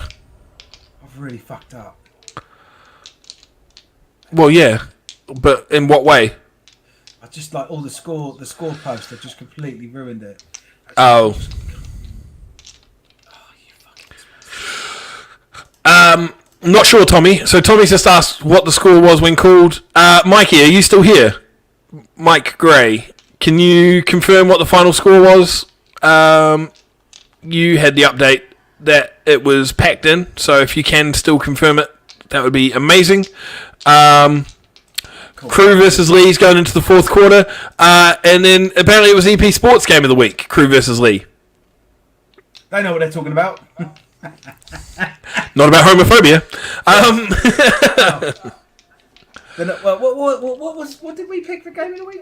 I don't want to say we. I want to distance myself from that. Oh, the Breens. The Breens had East Kent, Berkshire. East Kent, It's just a weird one. They'll have a justification for it. Like they don't, at random. There's always something behind it. It's just. I get that. I get that. That I would have picked differently. Is basically my answer. Yeah. The thing is, I don't want to slag off Sean and Chris because they do such amazing work and they put in so much more time than I do. Like they actually are. Oh, mate, they're pseudo professionals. So I can't sit here and slag them off when I come onto the studio about 10 minutes before we're supposed to start. Have to be reminded 5 times to get my picks in. Like it's just, I'm not in a position from my ivory tower to look at Sean and Chris and go, oh, you guys aren't doing a very good job of picking the game of the week, are you? There's people calling in the chat for SLL, so South Leeds Lightning to be folding. Yeah, so James mentions that he reckons Blue Lightning should fold at the end of the year, not sustainable. Nick just mentions he doesn't mind them losing. Sorry, go on. This. Yeah. Finish reading that, and then I'll I want to jump on something you said there. He doesn't mind losing. He doesn't mind them not playing. That's not sustainable and not professionalising the sport. That's what you want to jump on, isn't it? Yeah. Yeah. Because that's what Baffa keeps saying. And I think it's a really good way of maybe spinning it around to them and saying, is this professionalising the sport? But that's exactly. I can tell you right now, from the interaction that we've had with Nick in the comments across this season, he has worded that very specifically for that reason. Yeah, it's good. Very well done. So he got told by. Mikey's just mentioning that he got told by someone at the game. So we got told that Donny was up to 30-0, but not 100%.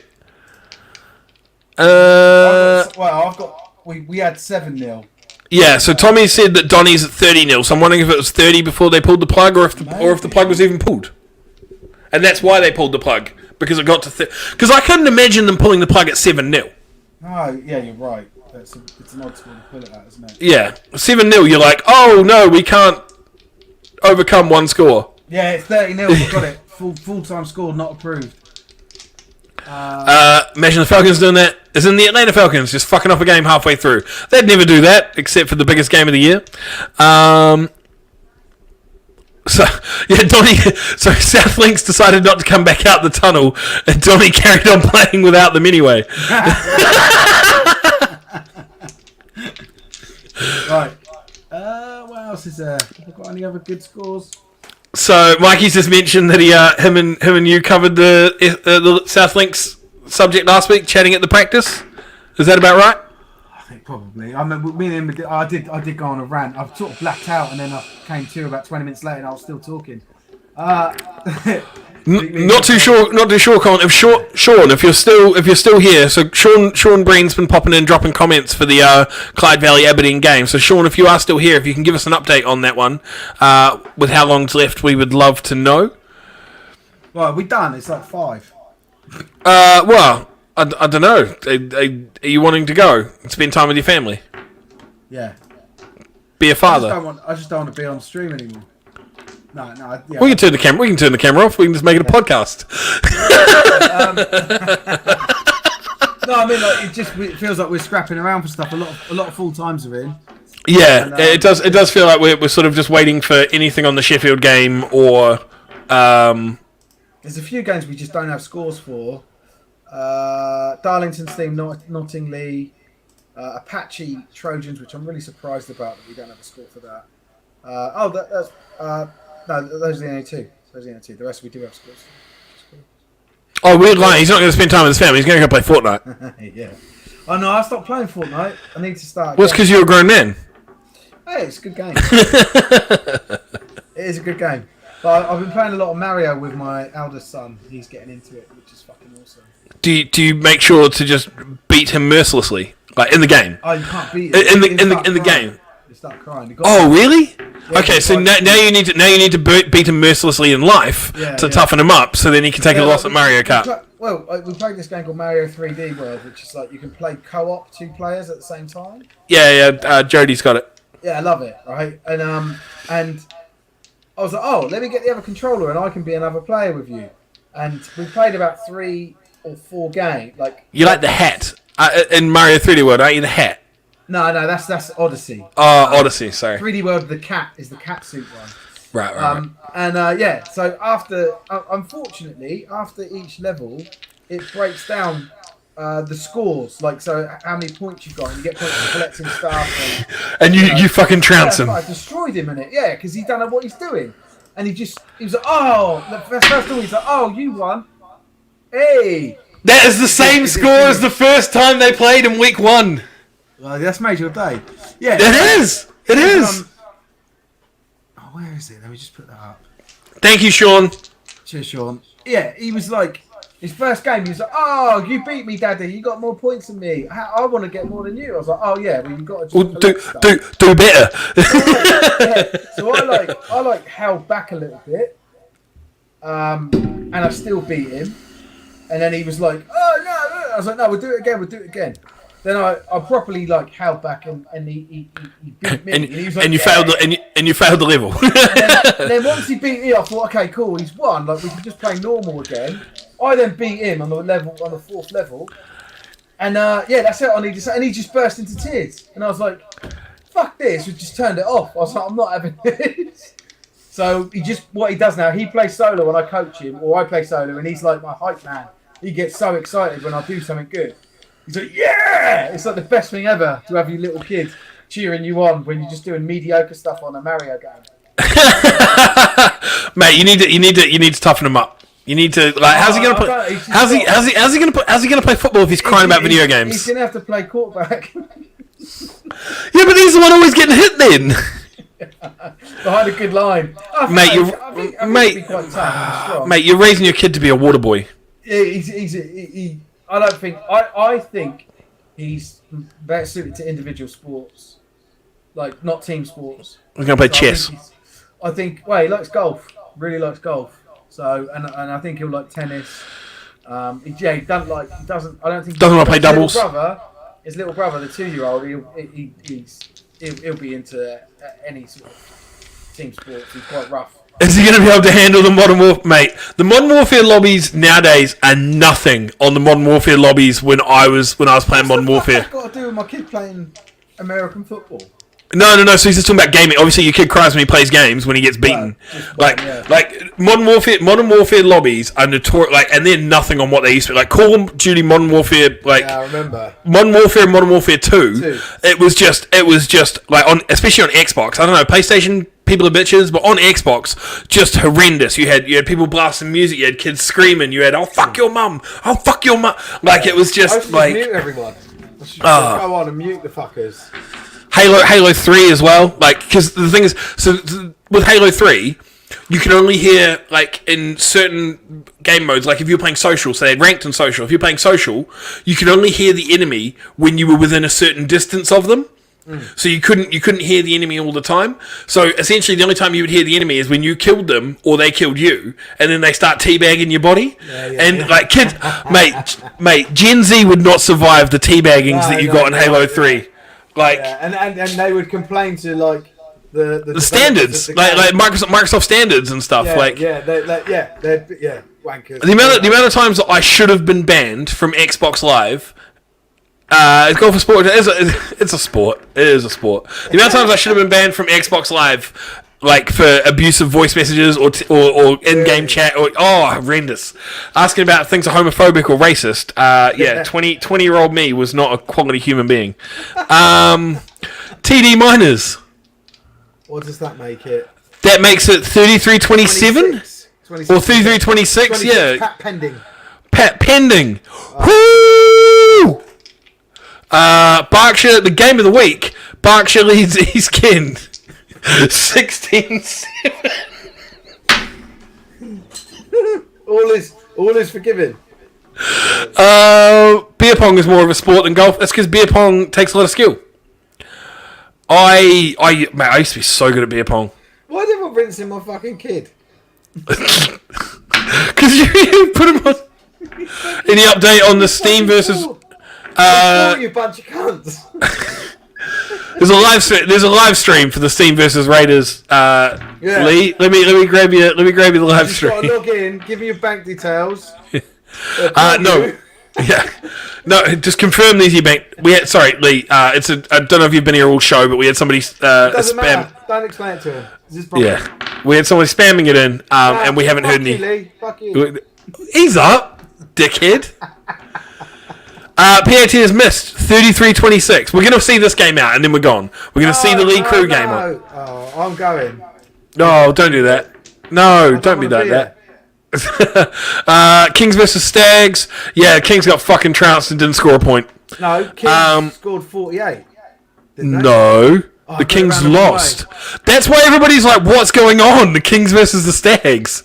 The Kings haven't scored a point all season, but they've just beaten the top of the table undefeated team 48-0? No! They should learn not to trust our scores. No, your scores. Just ask me. Ask me and I can tell you. There we go. Half-time, Steam lead 40-6 over Nottingley. Bombers win 14-7 full-time over the Warhawks. Game of the week. I swear to fucking God, mate. No, Ryan, get out of it. Go get your charger. Go get your charger now. Hold on, what did you just say? There was a full-time score that I 14-7 Bombers over Humber, and halftime is Steam 40-6 over the Raiders. Steam. Oh, cool. 40 Yeah. to 6. Yeah. Jesus, that's a half-time score. So that'll go That's to a half-time. second half. Yeah, it'd be probably about 60 to 10 or something, 60 to 9 probably. Someone will kick a field goal for no fucking reason. Wow, that's Jesus. That went from this that we got 3 minutes ago to this. Oh. It's game Wow. Oh, fuck off. Fudge. Fudge off, Tony.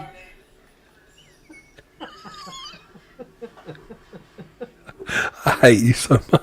I've missed you, actually. I've missed you. I have. Tebbs is great. Tebbs is great, but he doesn't bring content. Like he works well. He works well if someone offers him something to talk about or something to, like. He's a good co-anchor. He's not a very good main anchor, and I'm also a good co-anchor. I'm not a very good. You get him talking about NFL, mate. He'll fucking chew your ear off. Or women's football. Women's football. So, He knows so much about women's mate. It's great. I'm glad somebody does. Yeah. He knows tons about it. He's good. I had a mate the GB women's travelling team. So shout out to Steph Wyant. She's off to play running back, made the travelling team. So well done, Steph. Tebbs just texted me saying Sheffield are 40-0 up, and I was like, we already knew that. Not Sheffield. Yeah, Sheffield. Yeah, Sheffield. Darren just said his Insta's running slow. Oh, so Darren's fishing these off of Insta for us. So because we're too retarded to do it ourselves. I can do it. Just can't be. We have corrected our scores, Martin. I hope you. Can you fix the ticker? Have you fixed the ticker? Yeah, I think I did. Let's have a look. No, you've got the Kings. You've got the Kings. I'll do it now. I'm on it. Yeah, I'm on it now. Fuck. Look. Okay. Look. Oh, you just hidden it. Sorry. No, it's here.